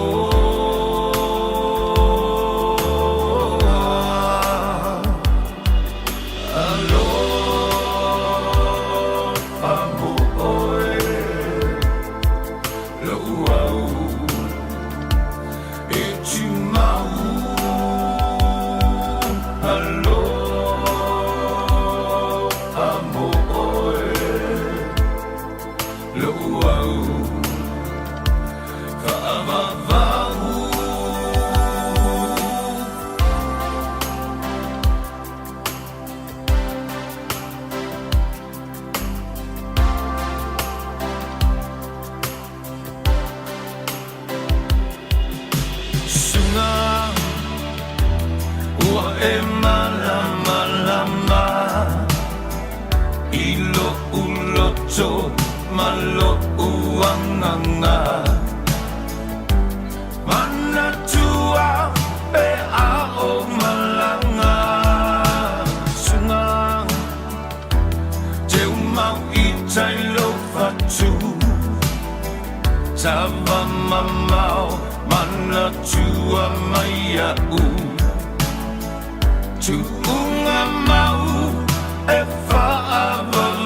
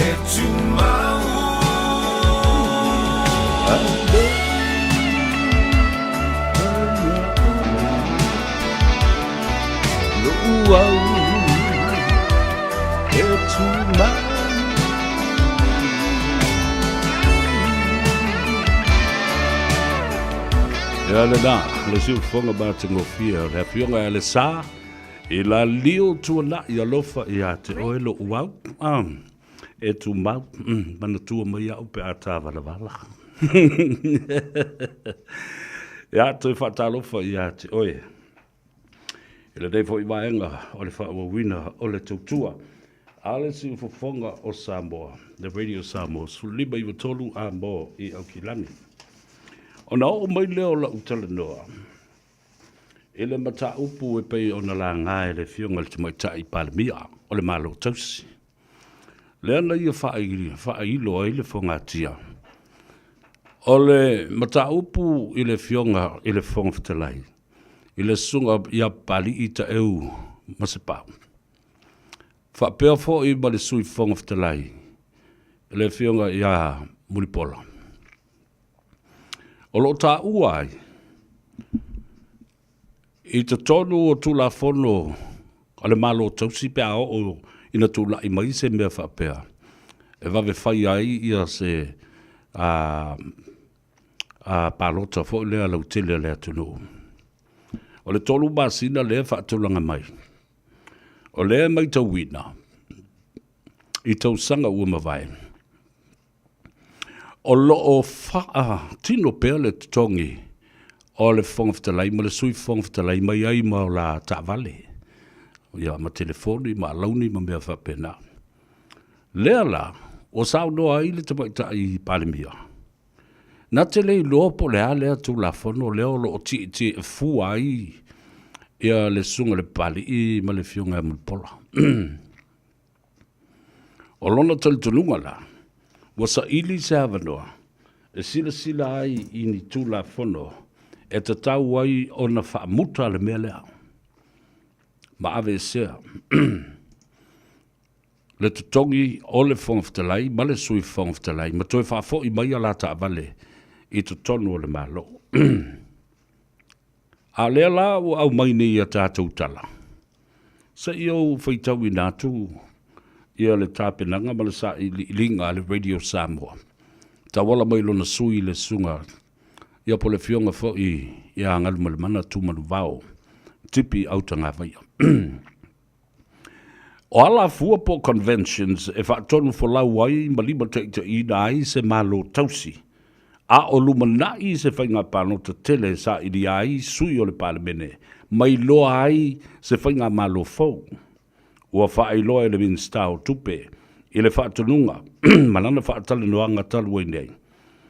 O le whaasino ala lea mo isi malo tausi mo le lumanai.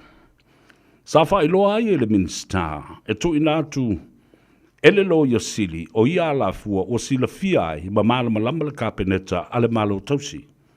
O le whongaftalai e mawalo na tongi ai toi whaafoi le tavale. O le sui whongaftalai e le mawa se tongi ma te tau o le toi whaafoi mai le tavale le malo. Peitai, o leo wa whaai loa ele whailau tusi o le whono a wao whaitu la whono. I se pepa o whaamtalanga e sili atu o na malo losi a ia inga o le tu la whono whaavae o pule ma tūlanga alo ia o le whono a wao whaitu la whono o le tausanga a Faiva se lau ono sfulu e whapea na pāsia le Parliamentary o lo o iai ai inga ai le wha wawina o to finga o le whongaftalai ma le sui fo whongaftalai I le taimi o se malo tausi o lea fo iai inga o lo o ai ma le wha wau pea o na maua wha mnianga mo ia to finga e pei o tutongi ma ta vale ma alaudi ale malo. O ai inga o lea tu la fono, wa wha ali ai e le whailau tusi o le fono a wao, e sili atu nai lo le tu la fono wha tonu ma le malienga. Wa li potia ai le fina ngalo le malo tausi. Sa wha ilo fo I le minsta o tupe. Le fionga a lau timu ia a fō wale se wa ai. I le whailo inga matu stalo ma lau whaasala lau. Ne whailo ai le pasene o le mea lofa ale nupi wha mō lana au whai a sa whanga. Tu ina tuai fo I ma le tusi le whongftalai, ma le sui whongftalai. Ua whailo ai conventions po whainga whaavae. Ua tu ina atu le lo ia sili e whaasino le neimata aupu. O lea tusi, ua whaailoa whaalawa I tele ai le whongftalai. O loo saini ai le ofisa sili o le matanga luenga tupe ale malo. Ma ua tali mai le whongftalai. Le sunga ia pali li o olo I pola, ta eu ma se pau. Ma whaailoa le ofisa sili o tupe e soli tu la whono. Le ngai o inga le o I whaia, o le tusi ta wānau atu e whaafo I ane ta vale ale malo. O loo la whaangaina ma le sui fo whongaftalai. Ua whautuaina fo I e papali le ofisa sili o tupe e sa ili se whautuanga wha le tula whono mo ia ina ia malamala mātili ai. Ia ia inga o le tula whono. O pule ma tūlanga alo ia o loo aia ia ai le tofinga o le whongaftalai ma le sui fo whongaftalai. E awhi ai I le malo tausi. Pe a whaata ape se Parliamentary o lolo winga e malo si atu le tu la fono lea na whaavae ma pasi e lea Faiva se lau ono sfulu e whaawau e pea like it or don't like it sorry wefa e malo si atu le tu la fono na whaavae le Parliamentary I lea Faiva se lau ono sfulu so se malo tausi e ta tau o na whaawawai ma to finga o le whongaftalai ma le sui fo whongaftalai. Period. La le mea lea ua sa ili nei I fair. Where's the rule of law? That's why Parliamentary is supreme. Why? They are the law-making body of the three branches of government. O I la tau e ai le pule, aisea, o I la tau e whauina le tūla whono. Le tūla whono whaavae la lea, o le awhiva sa lau ono sfuru. Le aise mea o le au mai ei, ni te ngata o le malo tausi. Tau mawhai e ave ese mai tutongi o le whongoftalai. Ma le sui whongoftalai. Ma ave ese mai mata vale. Ta whiwhi I le nei mea ua tūlai mai. A leo whaelo mai e le whailau tusi o le whono au whai tūla whono. Wha manatu atu I le tamaita I paramia malana malo tausi. E soli tūla whono le tau mea lea ua whai. Lea se tanga I ma se sila ma se whaafonga lea tunuu. I nei mea ua tūlai mai. Lea tātou te iloa ai. Ele o muli tai I le tūla whono whawai. The rule of law, it's already been passed and made by Parliament, the supreme body of the three governments, the three branches of government. Parliamentary supreme because they make law, they pass law. Judiciary interprets, develops the law, and applies the law. The executive is to reinforce the law. Whapalusia tu lafon. Au tau wawaila I mele o tu lai mai nei o le a sui. Whainga whawai na ola mai ai. La mea le fisilingi ai tu le epa. Malana whainga malo o le Parliamentary lona sifuru ma le ono. Lea na wha wau ai lava tiu te le whongoftalai. Se I o lava I na alu le whongoftalai. Le whionga le whaasina I ato le whoa, le whaalongolongo mai whatalo whaato le whoa. Lawa whionga le au pepetele po lawa whionga fo I ai ono. To le whoa whaafisi. Na alu ai ma ave le ki. O le mauta whono ma le Parliamentary. Ai loka atuai. Ma le whale ese o le whono. Tu lau whaafonga le tanu langa o mea nana li potia umalawa. I le teimi na vevesi ai. Le whai o le whaatautonga I whafo le whale ia I le malae o le whautunga tang. La le mea. Why all of a sudden? Nana winga la o le ese paketi o tati ese mo le vaenga lea. Ai ale na luas fulma 5% o le tau au whai o le tupe ato e tasi tesi ma le 2 piliona ta la. Lea na tau mawhai e whaasoso I le talo le tupe. Ai te ena loa o le pasio. O lona winga. The salaries of the Speaker and Deputy Speaker were not factored into this budget and this 25% of $1.2 billion, which totals to $300 million. Tolu se lau miliona tala. Afika fola ia I le tolu masina le whainga palota. O lona wingolo e tilo I le ta I se lau miliona I le masina. E wha soa I masina umana e tolu. Moa ngā luenga te tau ta ua mātina e te tau na wha wina. Se ia toi tu lai mai se isi. Whainga malo fau mai si sui o le Parliamentary. Pe a mai a le whainga palota. I le tolu masina lea. O wha o ngā iei le nā ta I se lau miliona I le tausanga, I le masina. Wha o ngā essential services, emergency services. Le soifua malo loina, ia te tongi tangata whai ngā ruenga le malo. Wha au pea ngā ruenga e te tau o na whaatino e le mawhai o na tau fia. 24/7 emergency services. Fuala au o tangata, le pensione o tangata matua. Ia mauti noa, o lava le pensini malona sapalai, le kalasini le swau. Whaawau pea o nā whea Samoa. E waa o loa te tele o lo lau mai ai, o loa mai isi a tunu upo imports. Whaawau pea o na wha tino, ngā ruenga ale Export Authority.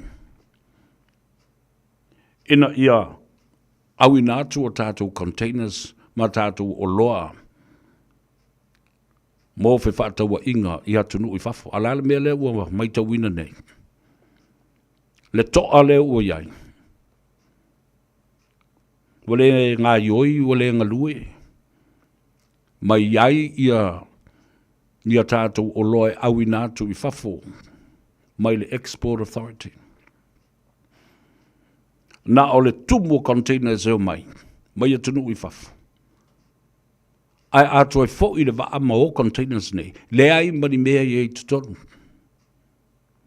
Ele wo o I le lua, I le tolu container talo e ave I le masina. Alane me sa iai. Lua se fulu, tolu se fulu, fast fulu, lima se fulu, ono se fulu containers e alu le masina. O le talo ma le fai. Ia whika ane lai oe po le ale mele tūlai mai. Po le tūwhanga tupe le la whai, po o le whaatinoina o ati na e tua I ai le atunu. Ia fua mai, po lo keti ma ati na e whaatino e lo ai. There is a return on the cash flow that is being used to develop projects. What projects? Such as farming, agriculture, fishing.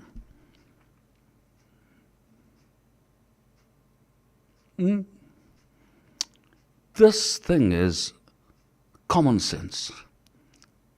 Ia e re tau au mai ni scientisi latou te fausia ia mea o me o loketi ma mea tau whaatontonu e whai ele whaato whala inga whaingo fie lea. Samoa e le o se atunu tofi. Samoa e le o se atunu utaliola. O le atunu ua uma o na tofi. Lea la ua tau whaafonga mai iai. E o mai lama le teimile nei I ngase o malo. E le o tau mawhai le vaenga lea. E a puti mai, ma pui le tula whono whawai. E le whaatinoina. Ma le whaaluina o tupe I mea na sawa I le afe iwa se lau wona sfulu na pasi ai. Whaamanuianga nei. Mo le whong te lai, mo le sui whong te lai. Why all of a sudden change the whole piece of legislation? Ese tula whono. Statutes o mele mawhaina suia. Legislation o tula whono. Whaavai e mawhai o na whai iei se teu te unga. O iei se Parliamentary le teimina nei e mawhai ai o na whaofi se tula whono. Tau whaofi e teu wali tula whono le ai. Nei se mea. E le mawhai la o na whai el kapeneta e le o i le lato malusi anga. E li liu ai se mea whapea. Le o tau tala mai, ia ma saunua mai, ma momori mai, e le whafonga o le whono. Le whai lau tusi o le whono. E le mawhai. O na suia se mea whapene. Se I vanga nā ua toi tau au whai se Parliamentary o Samoa, le I tū tino whai tū la whono le atunu. La le mea le ua whai whapea. Talo whai nei te mani. Whai o le whainga tāo le tau wha ina o le whono. Whai o le vaonga tāo a mionga tangata o le whono. A o sui ma malu o le Parliamentary. A le foi o mai tau fosi le maso.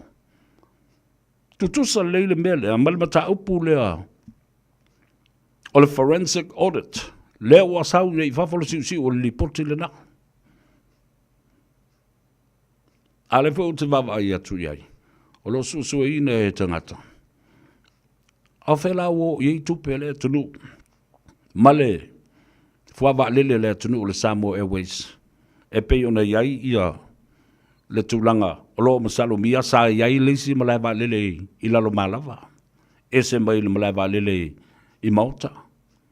Sa iai leisi malaiwa lele. Pa ua whao ngā pepe o le o toe whao ngā ina fōi. E a sau. Whea na alu se i ai tupe ma whaalu lea o ngā ai le telo o tupe. Malai wa lele i tia vea. Na utu ufua ai maile ma mea moa. Fia se 10 miliona na alu ai. Le whauina o le wafu i sa titoa. O whai le o le lo a le o whaalongolongo atu nei. E pe e fōringa mai.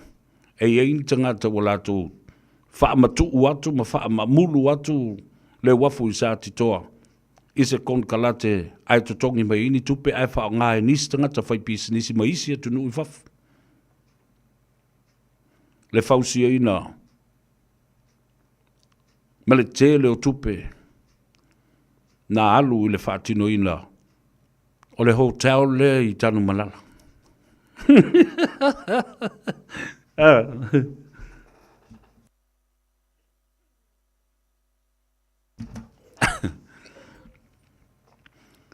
Le hotel le i tanu malala. 40 miliona a e moi fo le ata. Wha o ngā fo i mapangotala tau i o mai. E so ni e whau. Ai lo e fo le pangotala me tu oi i le meo le box fo le me pusa. E o mi o na ola la ia le alam. Ia o pangotala tape. Wai lo me pangotala. Le system atoa inside and outside. Ai sea. O la tau ia na ngā lurue. Na wha o ngā ere kon kalate. Ai watu e whemele tala. E a foi. E a o ngā tele maua ilo la tau malamala maanga. A to e so sole. A to e o i tua. E to e foi o la tau ai ngoa umana to e. A fuata ina o la tau soifua. E atu o iloa whai ele kise. E atu o iloa ka muka. O e atu ale na mua. Wha leanga e paungtama so sola. Toi so sola wha fiku e po wha se furunga so sola ia lauititi la tau ia ma isi tangata. A lea, nau whai atu wale teimi na sola e mua kankanga. O i lato malava. Lea sa ngā lua le po lea ma lato tiu te malamata whai lea. Whatea. La malolo. Demote. Toi so sola fo o le mea atas. Toi so sola fo o le mea atas. Lea o wha vai atu. Pea o wha lima le wha fiku so sola. Lea wha o se te mua mone o wha longo tuai. Some heads have rolled, finally.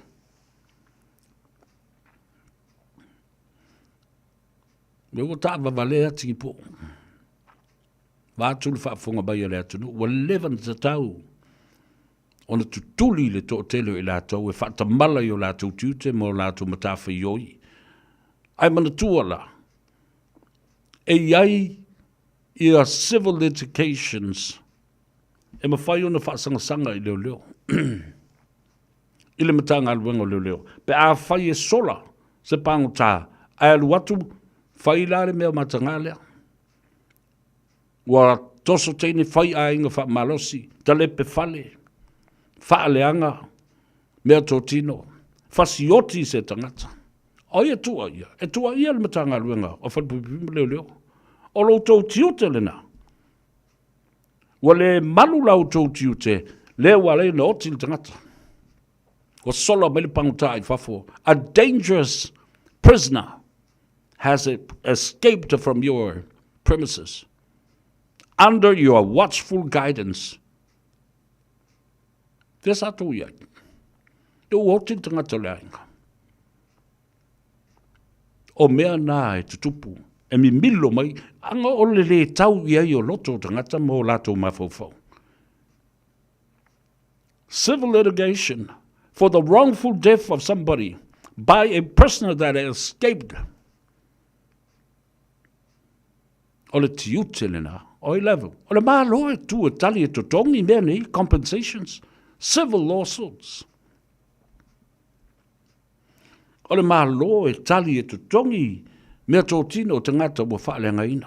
Tutongi le tangata sa ta oto le whare mai, whaamanu o lia. Tutongi le teni e titi po le whawhine na whai e ma a mionga mātanga. Ale pango tai le teimi na solai. Ai le mangafa mafau lo loto I mene. Tā ua le nā. O mea ia e suesue nei I le forensic audit lea. Veo ia I le tai limas full tā la na tufa I le atunu, I le taimi o le whainga pālota, e whai o lātou national ID. Le aima sa mea na whai. Tuai ngā whātai ta inga la ia e tu lai mai le mea le whai nei o le tufa ngā tupe. Ala o loa mātua, ala whātou sina le mea. Ia. Tufa le tupe. Ai le whaia ni atina. La le bea le vava ai nei ai tusa le ala mata upu le fonga talai. Ma le mata upu le na le forensic audit. Le mafai le kabineta. The cabinet has a limited power. La tu te fai ai se le oilonga le mata upu le. Ma le li poti lea. Ia, whafonga mai la. E ile teimi o te tango I loa, laulu ma li poti le. Ele teipo le inge kongo le pale bingi. Ale la lau a kulenga sau ma le vea. Mana tua e lua se fulu. Ma ta ngā luenga ma poloketi ma ngā luenga. O atina e sa faalu lea ngā I tupe le atinu. Ele whai ngā malo lea. Ma le fast food tau sanga o tuana. O lena reduce. Ma induce. Ele na o se fulu ma le tolu poloketi. Na li poti la le, a mai loa. Ia lau a toa tu lola, ia lalo whea tu le vea. Vea. Vea. O sa o elengi I pokinga I sau mo o se le. Vava vai le. E masu o sia o malunga ai wo levanga skip wai ma fele yo ma ki u ma o vai. Ai fa ku le mai le ngo foi ka kala foi ngo foi ka mo mo ia va ku lo ke foi ka wa. Le na le ma se fuluta la tufa. Aya. The initiative was to produce and make national IDs so that voting can be simplified. Aya, dise mena whaia a ea. Whianga awe iai. Ia, pisa foi la ia lei tupe le misela. Tupe le Covid, tupe le tsunami. Ai whawheno mai mai o le la tufa le tupe ma la tau tutongia ia whai a onga uma lava o e kalesia. They can't possibly do that. Awai te efo ia e kalesia. Te wanga nala se e kalesia. O lo o ia ise mana onga ma se tūlanga mana o mia ai ia le fesosoni. Tasi lea sao o e kalesia ia Samoa ma le atu laulau. Whaatino lava e lātou. Ia lātou ati nae a e kalesia le tausinga o le soifua maloloina o le tausinga o le tamau ainga. E le ngata i le wha le nganga a ua whapena fo I le whaaletina. O ala me I e whaatino le whaaletina. E whai papovia e kalesia. Whai whaatoanga e kalesia. Whai lafu manua e kalesia. E si sila lai le ngā luenga e kalesia. A le na whaatu nei e kalesia. Ma fosi le maso ina ia whai le tū la whono e tutongi e la tū la whono. E alai o la unga so o tuel matau pula na. If ever there is anyone that holds the balance of power or even greater power economic power, political power, business power, cash flow, financial power. It's all within the denomination and churches. E ua le whaiwhau. E ua le whaiwhau ua uma ma ta upu iau. E se au. Langa o le lato wala unga lea. Wale ngata lai le upu wha le anganga. O lo tau waswai le ipu vai o le ola. Mo le soifua wha le anganga. A ua a apa i a tina e wha le tino. E lo tufa ina e. E le kalesia ni tupe. Tangata le lotu. O lo lato whaingalu e ngaina tangata le lotu. Ma totongi ma sani tangata le lotu e tusa ma lato services, ma lato au nanga whaia onga. Ia onga ale lato e kalesia. Le metotisi, a le waulang nale. Wesley College le nale. Ma isi a onga umale, ale kalesia. Fia se lau whaia onga nei ai. Fia ta maiti a onga. Le kalesia Yesu Keriso lau pa iwa songa taile nale. Ana kolisi maana onga tūlanga lua. Ana whaia onga o tangata o le kalesia. Ala almela iei. Wa tumu o tu iai. Wa so sola e se mai whaia onga ale malo. Mai a onga ale malo. Le anga tutongi. Lalme o leoni. Whai tutongi o nai whaia onga. Whai tutongi o leo leo. Le ala ufai mai wonge whaia onga. Ia onga ale malo. E mo ia o e nisi wo mai fafu. E ngā luenga whawai teimi. Ma malo mai le kuota. Ma le sei. A le toa tele. Wa alu le solo anga i o ia onga a e kalesia. E maululunga ai o lato tonge maululunga rate. Ele lei tūlanga o le sio manga. Working conditions within the workplace. A e kalesia. Ale e whakasale nale. Ma le a onga ma le kolisi maulunga i leo muenga. Ale kolisi malua fau. Le kalesia katoliko le nale, la whailonga fo, le fitus fulma le lima tausanga. Talu ona whaavaya onga ale kolisi. O sangatu Josefa ma onga ale katoliko whapea fo i le felela mo lo lato sao i matau. St. Joseph le nale, St. Mary's le nale, Pope Paulo le nale, Chanel le nale. Le felela le nale i muli vai. Ma onga i salafai.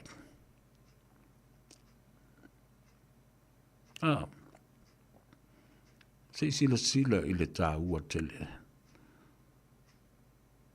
Le 7-day Adventist le nale. E ka le si aso fitu o le toia fio mai. Le kolisi le nale i la novaya. Ma le kolisi vai loa i le ano ama.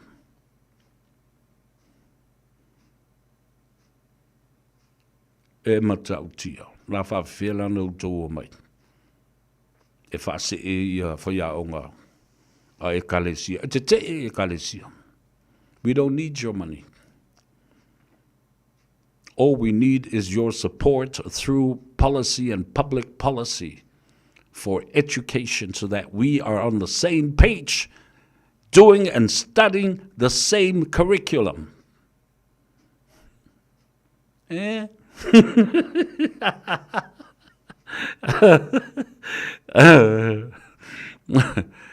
Me gala la Governmental Armstrong sini soli savea. Vai o ve anga yaso ia o ve a lenga o ve a yaso nginga o ve a alfa mesesi no Fact City. Ko ki o kulia le ve a kong i o kuli volo. Se poima Pesaleli watching you from Hawaii. Aloha to you, to all our friends and families over there. Yeah, fatalo fatu fo il tatu tina. Anti fa la velave afamasanga po la ulu le tu fine fo I Yvonne, maltamata Ash Yvonne. Masiento lua. Va pena fo io na lu fatuai il tatu tu fine ya Luisa Mitchell in California. O leu sa ia John na poe la ulu, ia masona faltu o whaalongo o toe taliu mai, na ua mai, a foi las whana o le tātou tina. Tō whine ia Siliva, male epikopo, le sunga ia Bishop Tuiala Savainaya, e Salt Lake City, Utah, ia whapea fo il tamai tai, ia ina a inga e wha o Samoa. Ia malonali ia Gerard, back to Hamilton in the Bay of Plenty, Waikato. Malol malanga manbia. Ia whapena fo i male. Le fionga ia Falasi tai kāla la ulu. Malveltua ia whapea fo i ia le uso ia whale tonu. Male faltua. Ia malatu uma o toi fo i isis Stete o Amerika sa malanga i fo i Hawaii ka huku. Ia, mo le whamna tuina o le asui fua o le tātou tina. Sfulu ma leono minute leo o te ai ia le itu la ea fo i leono. Lea la umal mata upule. Lea o tai fongfta lai. O e su e se leo ia e futua ina auto mata upule. Pe i se leo ia e mawalunga lona ata mai mo na poto e sui ele fa vai o Samoa. Lele o poto se Parliamentary. Ele ma fai fo ila e le kabineta o na fai se mea whapea.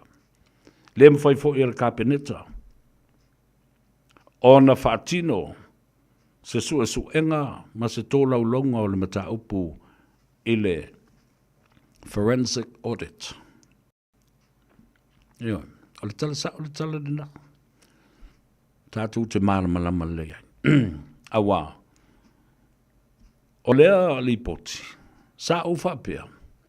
Ane i ambo mai li poti lea. O na whai o lea i o se sisu as a commission of inquiry.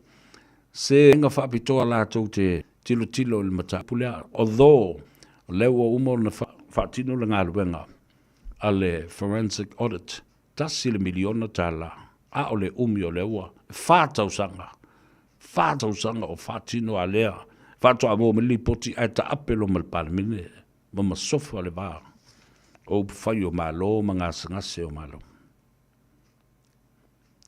Was that $1 million worth using it because of this forensic audit in the last 4 years? Why has it taken so much time? Because so much information was lost. Telefabo monga na leilo loa. Fia se fulu computer na leilo loa. Fia se fulu pepa ma records na leilo loa. Vamata ele tau I ite ma masalongia. Masalo mia fo I lea whai ngā na pei ana wawa ai tu lola waanga. E tupu le whaala lawe le whai ngā palota. Au tui la epa malana malo tausi. Lea sai ai. Lea nā whai e longa na ta pena ma tau ma whai e wha ma mā ofisa ma wha ma mā ia wha ma munga ma mea ma wha pena. E lena tātou wha longa uma ia. Leilo lo atu le mea, leilo lo ane le mea, leilo lo ai. La va whea la ona atu o toa se sairi linga ma se susuela. Mai e iei folo tali tununga. O le tā ua o le whaatinuina o le lipoti lea. Ia sila fia ai e le malo, lona tūlanga o lo o iai. Po o le leile tūlanga o ana tupe ua maua I le taimi le nei whaatustusa le whase fulu tausanga sa whai e tangata mea nei. Pule a tangata I ana kiwhinga e whai o nanga ua malo ma mawaa malusi anga whaapolkiki ma malusi anga whaupwhai o malo I le ai o seitu e angai le malo. Ala le nana tu whau I whapea. Ma whai e ale pule le tangata, whamelanga o mea le malo, i ala fo o kamala I ole mele. Whapea ele o mai le au le pongisa. Ia pe whapea fo I ele sua le tai le tai au mpe atu. O soane le lae le tai au mangoto atu i le itulangi sifu. E faa i loa lava e le atua le tele o mea. Ese fo i le finangalo le atua. And it works in mysterious ways. Ese fo i le tau whapa i a le atua. Le wala i ona tātou penei. Ma whapea le tātou whinga malo.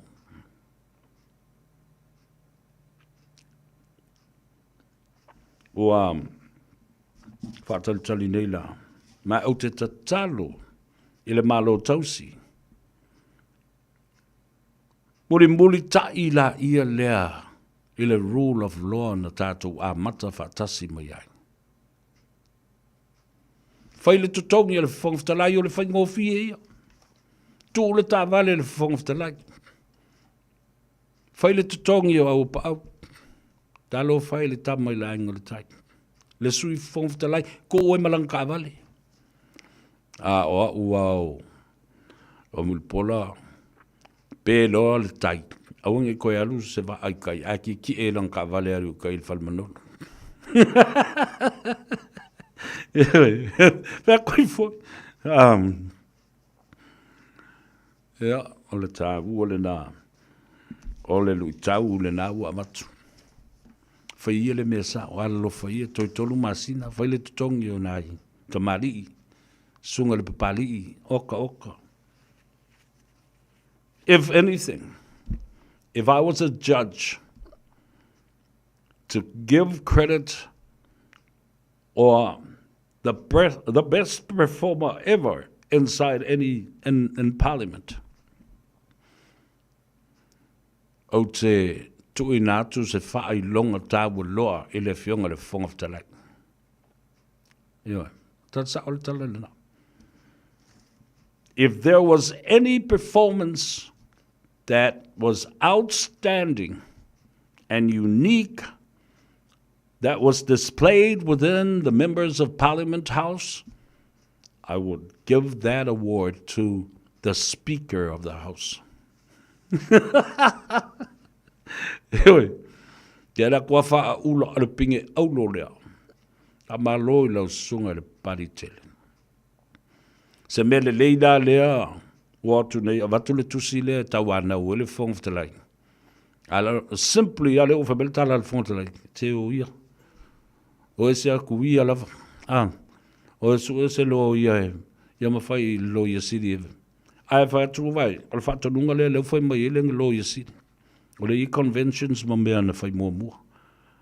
Mea na whai mua mua. Na whatea ia tole fuama. Ma le sui whongwhtalai. Ile nā bai tau, le ai.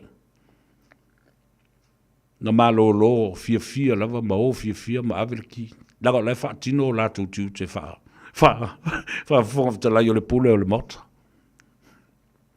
O le makua I ula.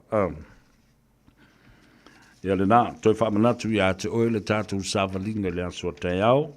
Mālo si mai, le tō tele o le tātou au tāpuai ia ma le au lango I le tātou Maris to St. Joseph class of 88 hosting the walkathon tomorrow for St. Joseph schools.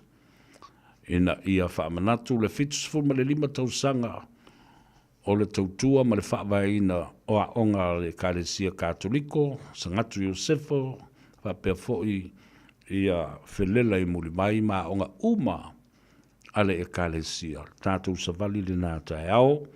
Ina I le malai ua whaingoi na Sir Barry Curtis Park.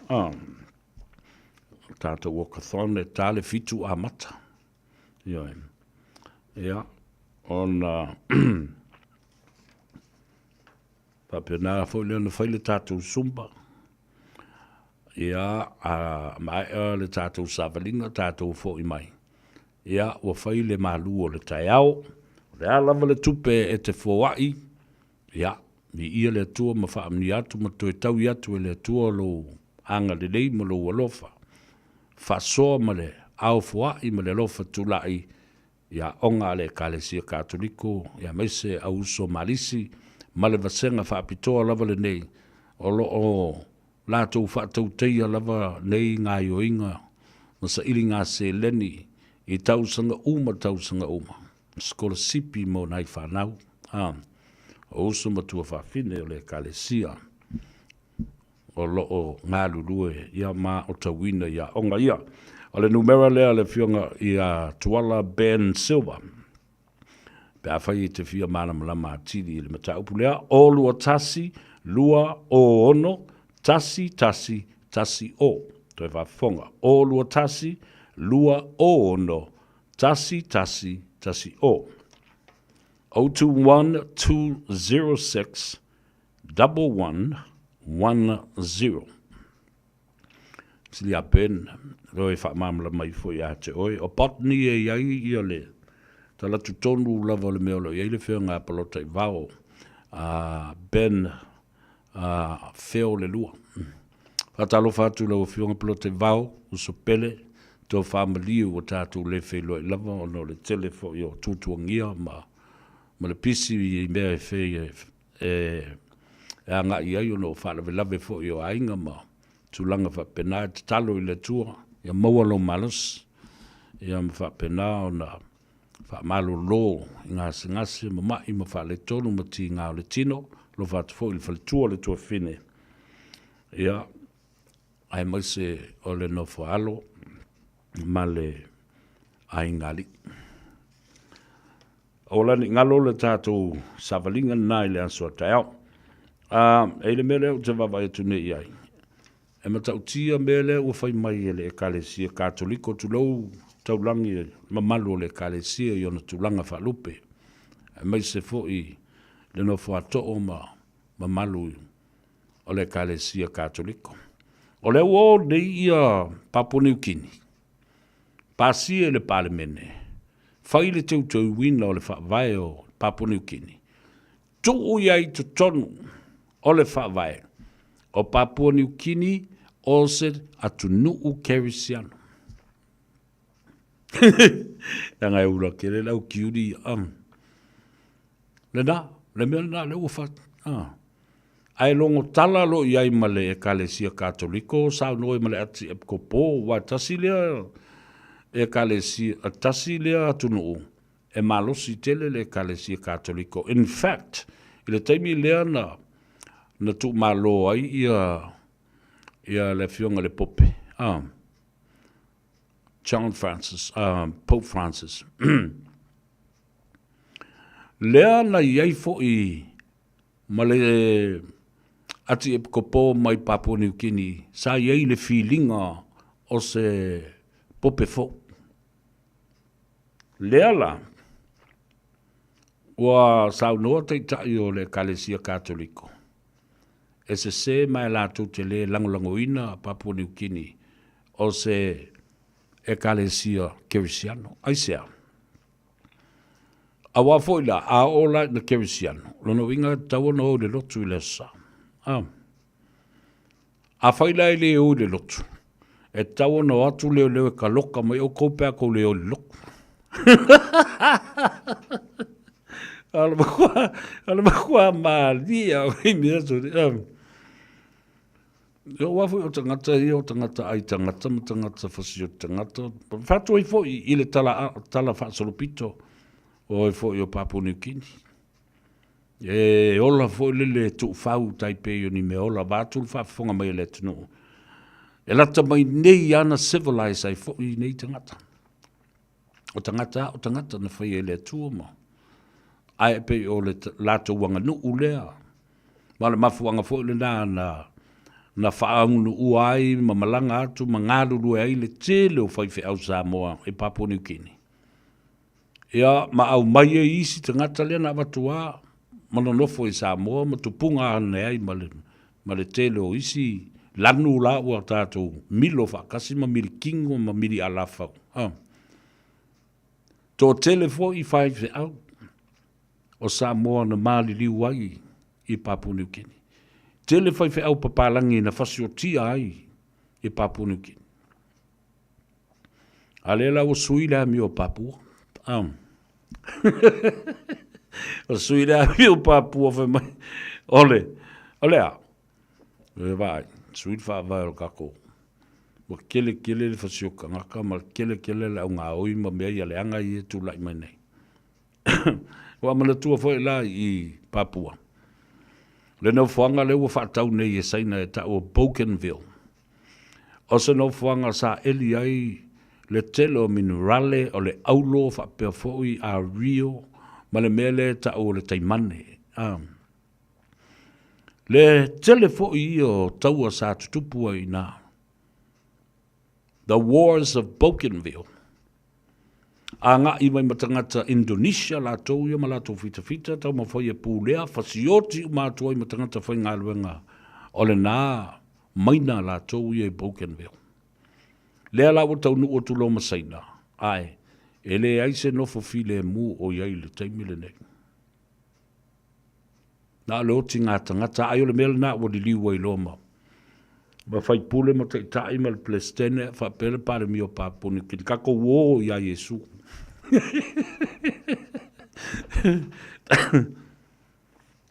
Tato wo i le tua lea. E wha vai e Samoa a al mkwa ambio vale o ngaka. Whai me lea. Whai mai o le malo e wha vai le tua. Ai matua ungodly lava mea le tunu ui whai. E su e tangata no ti ai, ia le tangata. Wha mai e whewhewhe le tua. Ai matua le ai lava. Ma se kea i le tunu u, ma le kea i le whamsinunga le tua. Awhana no whamtala ia te, le se singa o tangata. Tangata o tunu uele kerisiano. Pela vea is tangata se taavale pe o ti whafua se is tangata no se whaalawelawe po o se mena o se taunu unga o se ngai o inga na whai e se is tangata soli tu la whono. Ai leisisi na mori mau iai. Ai roatu lo man whaasisi langa ale ofisa o leo. A whai e te ilo se whamatalanga e winga le whalawelawe lena tupu na o te ia paima la whaima. Lea lawale tu inga whalawelawe. Pe tau taavale po se whao ngā lima po se mea whapena. O le mea mari ai. These unquestioned people that do not believe in God, they actually have a true, honest conviction and also in their minds, their guilty conscience leads them back into turning themselves in to the police station.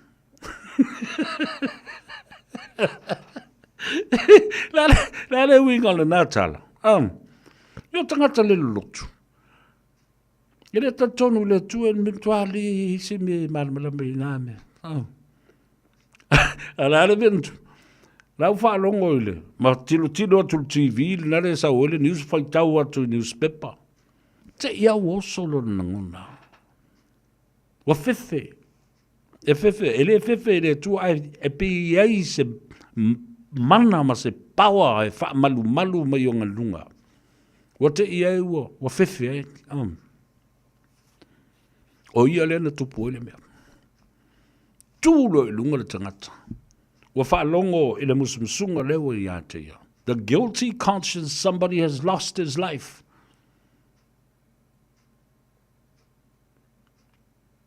I le tonu le tua, aena iai le musumsunga le nganga. Le nganga le nā le nā. Fola mai e le li whaolo Yesu Keriso. Iau tau whaalfanyo le awalu. Ai eilo sui o le a awina mai. E tai toa lua ina o tau i le lalo langi nei. Le nganga la le nā, le na musui ele tangata i le lotu. I le se kerisiano, ai alu sa o alu fale o leo. Ai ale atu nuu leo Samoa. Te mai e whaavai i le tua, lo lotu tangata, pepese i aso uma i le tuspa ia. Ma fionga pa ia le tua, la unga le fionga pa ia le tua. Aia. Ki nganga whaalonga ko ngā ianga kupu el whaalawe le ai ma se alu ka. Kua I shut out lava le nā meo le guilty conscience or whatever. Or whatever inspiration by the Holy Ghost. Ana no vet, whema Yesu. O mai. O mai na i uso o mala o awa apostol. O la wan, e kanka o koulera ngofu e whanaka. Ai o kou kama le leimo o kou alurofa. E o kou whalo whangi. Ai o walu, e le tu au noa o tau. O le a wina mai, e sui I a te au. Tau te lewa ai. O le nganga pa ia le nā. O le a musuia o tau, e whaima o tau soa tu mau. Pe a whai tau te tatala o tau loto. Ma tatala o tau whafonga. E whaalongo longo ai le musunga fi le mu o le nganga pai. E whasoani I au tau whai unga, ma tātou whai unga ma filifilinga I whai. Lena, le se ngala na o tangata le kerisiano. Mara tangata na ola mai le atunu o whemai. Ia, o me la lu te whatuane.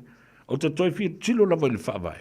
Pe mo ila o tu uiai tonu ia, pufole le whawai le tu sa mo pe o la ai tu o le whawa. Ai, ilo fo I tonu. Waso e ngata nei le tu o tonu o le whawai le. Langa lau ave tonu. Ana tā tia I whafo le whawa.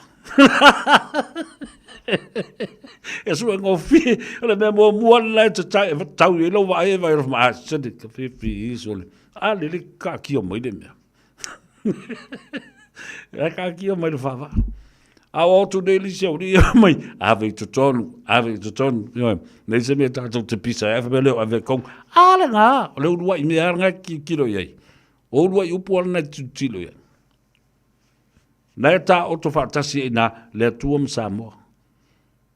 Whaavai o lea tua ma Samoa. Nei nā. Au ave loi tonu ana nā I ua ngalo I tangata le mea. O lea wā maka inga mio whaki Apollo. Hevel kari ye. Yo. Sake nonu tā lofa, ma lonse fua manuia. Ia, whata lofa tu fo I Pepe maalo le soifua manuia. Tufo le tātou por kalame ina I amwhai o na talie fo I mamala malama. Vise si o Sam, tā sesa tusa, tā lofa lava maalo le soifua manuia. O whaambalanga I tunu. Ia, oi list ngankalero. Oi, oi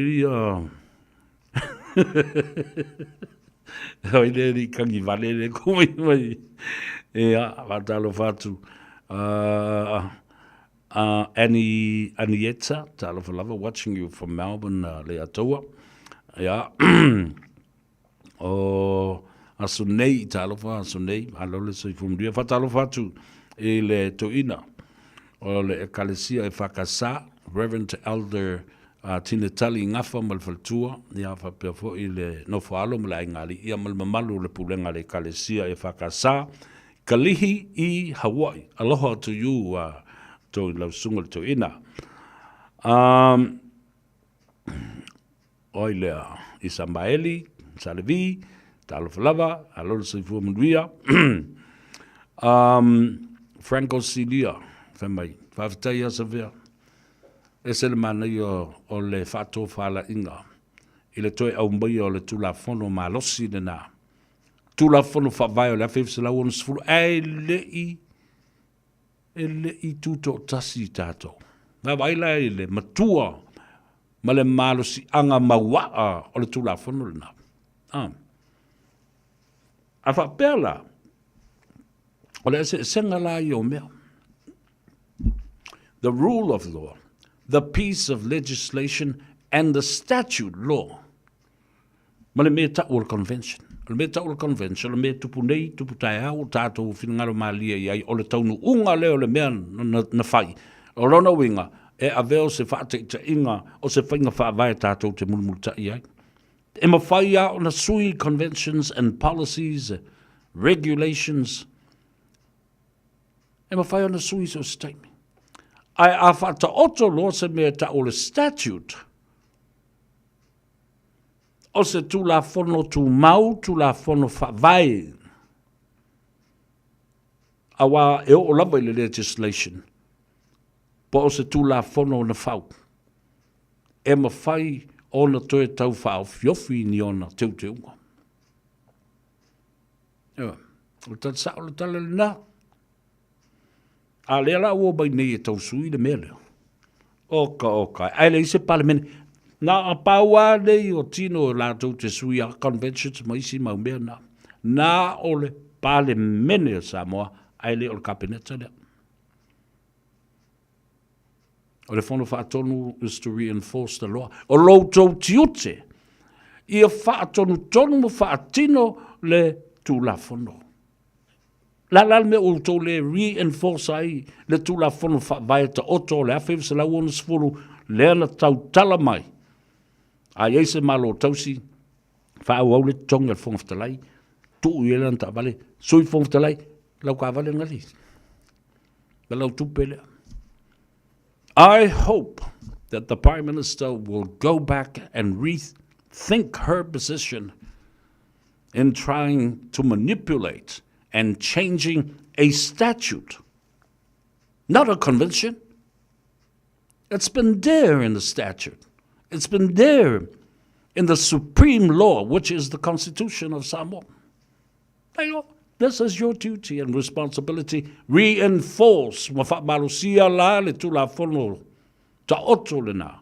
O le awhiu se lau ona sfuru. Tongi toina.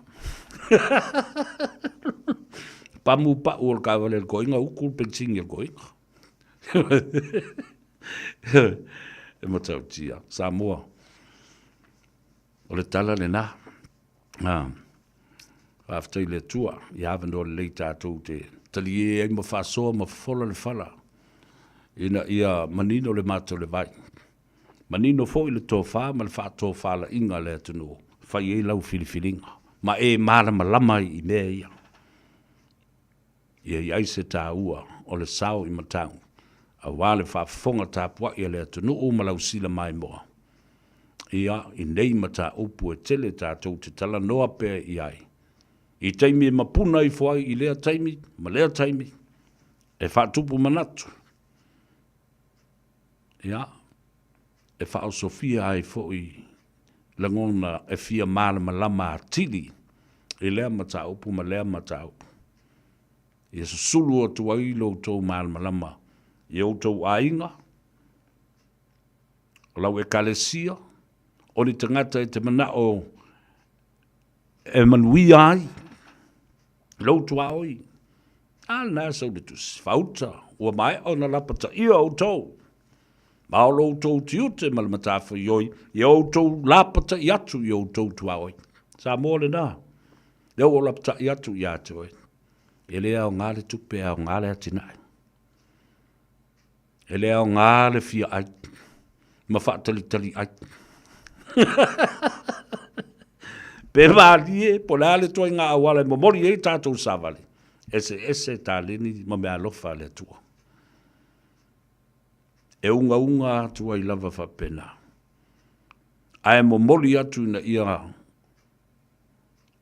ulu fia ai lo nganga. Ma lo fatu. Ia na e tātā la ia le mwhape. Ai, di eila. O I aveila o whamomua. E avela o whamomua I le tangata e ola mai I le atina e toi tali mai ai o toi tu atu iai. O le tupe ma le tufanga mea ai ma le tufanga tupe. Ma whai ngā lafu pepe, e re aia pepe. Wāta tu lau whawhonga rea tunu. E ai le kalo. E ngā I le I alale. Le lafu mangu. Meo le lafu pua ma le lafu moa ma le lafu pofi. Ia la lua kele foi ma lafu asingi la koe ma meo lafu maa moi I Samoa. Angalo se leo le wauna. Tātou whiloa I le aso a tai ao. Lui. Ia. Le tātou lau le aso a tai ao. Ia. Whapena foi le swalofi. O le tāno awa. Te momoli ipu o le tai ao. Tauta se awa I le whaafonga le atunu, le au whainga luenga a le atua. Ma le lātou tāpua inga. Ia manuia tele nei a whiafi, ma ia manuia fo I malolonga, le ngātai lea, o si ngā taulanga. Ia matali ngā su o le whiafi nei. Manuia o tātou te tai o le malo, manuia te tai o e kalesia, manuia te tai whale atunu, mai se ta mamti la mātua le lolo sa mo I tawha fio le lalolangi. O tātou ainga, o wō mai masani. Ianga le atu le atua. Whaatau mamau, ni whaingatā, mani mala, mani lau mea tori e le savidi.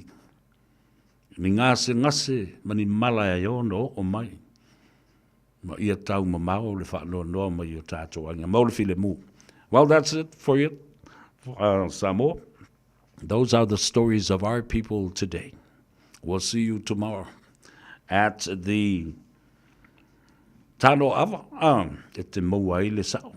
Ne ai ma se mea pio o iai. Lunga o le apio folinga, whaftai tus. Whaftai lo tau whina malama, whaftai fo I o tau whina ngalo whaalia. Whaftai fo I mo le au whai upusā, mo le au whapala o whati. Ke ofo le whamali e ingo o kou loko mo kou kari e. Ia le nā o tō māsani a mio. Ma le tō ai ngā whale tangata I le ato. Nā le momori ki liva la. Ki liva ma le wha maoni. Kuma I le ia o rianga lo. Le o matua ta bolunga le tala I le tātou malo tausi. Aua tau te whaia se mea le anga whapena e soli el tu la whono ma le whaau le tongi o le whonga te lai malana ta vale. Ia whapena fwoi le sui whonga te lai ia malana ta vale. Tu o tau le pese ale a tau savea o le nofo totas I vanga fia whalongalonga mai e ma Jane Lawson la tau ia whamai. Se tā me le pese le na tu si o tina le e usu e savea e o whatua le lei. Ole ata tu ta te whakma vai ai. Well, that's it for me. Have a great rest tonight. Enjoy your weekend. We'll see you back here tomorrow on the Tano Ava episode. Leaving you with one of my own original songs, written and composed by Auntie Vaitupu Tofaiono.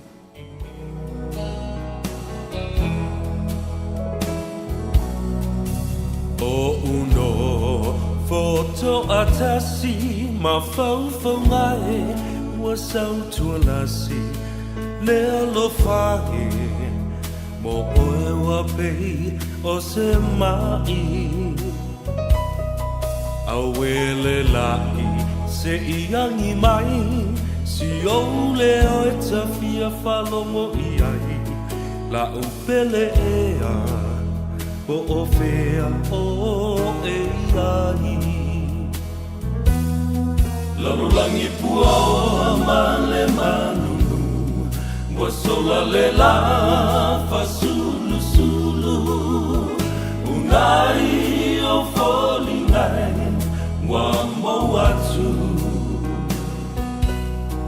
Be ana ela Talata mai Se kusia ma e foi mai la upele ea wasili o eleva ai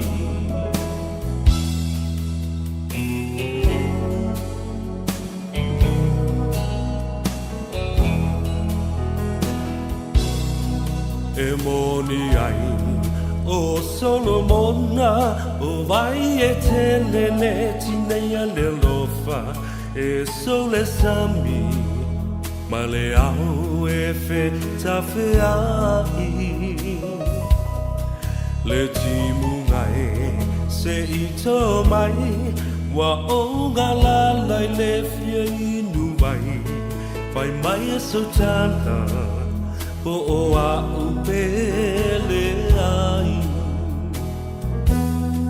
Lalulangi pua o male manu Wa sola le la fa sulu sulu Ungai o folingai Wa mo atu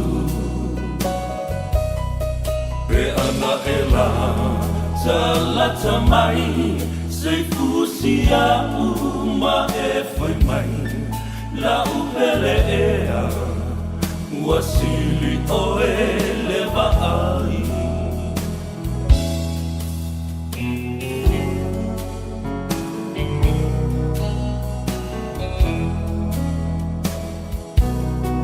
Le masoninga a oe maita Lau pele ea le whanga luina O te te wina Pea oe isi o ufatu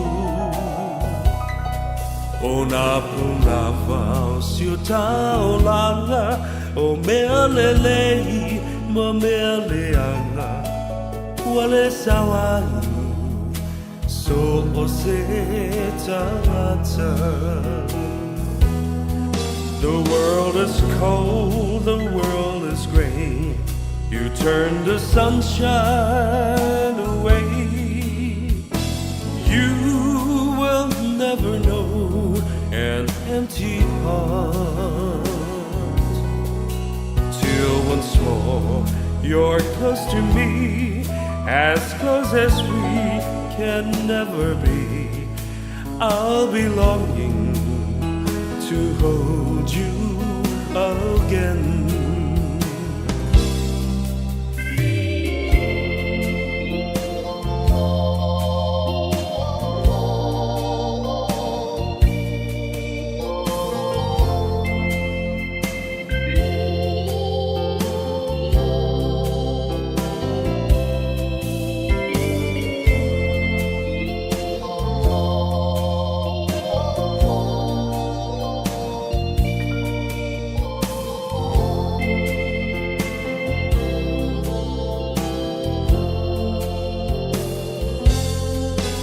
Langi pua male malulu Wasola le la fa sulu sulu Unai o foli ngai Wa mawatsu Pe ana e la talata mai Se fusia uma e fai mai La upele ea Wasili o eleva ai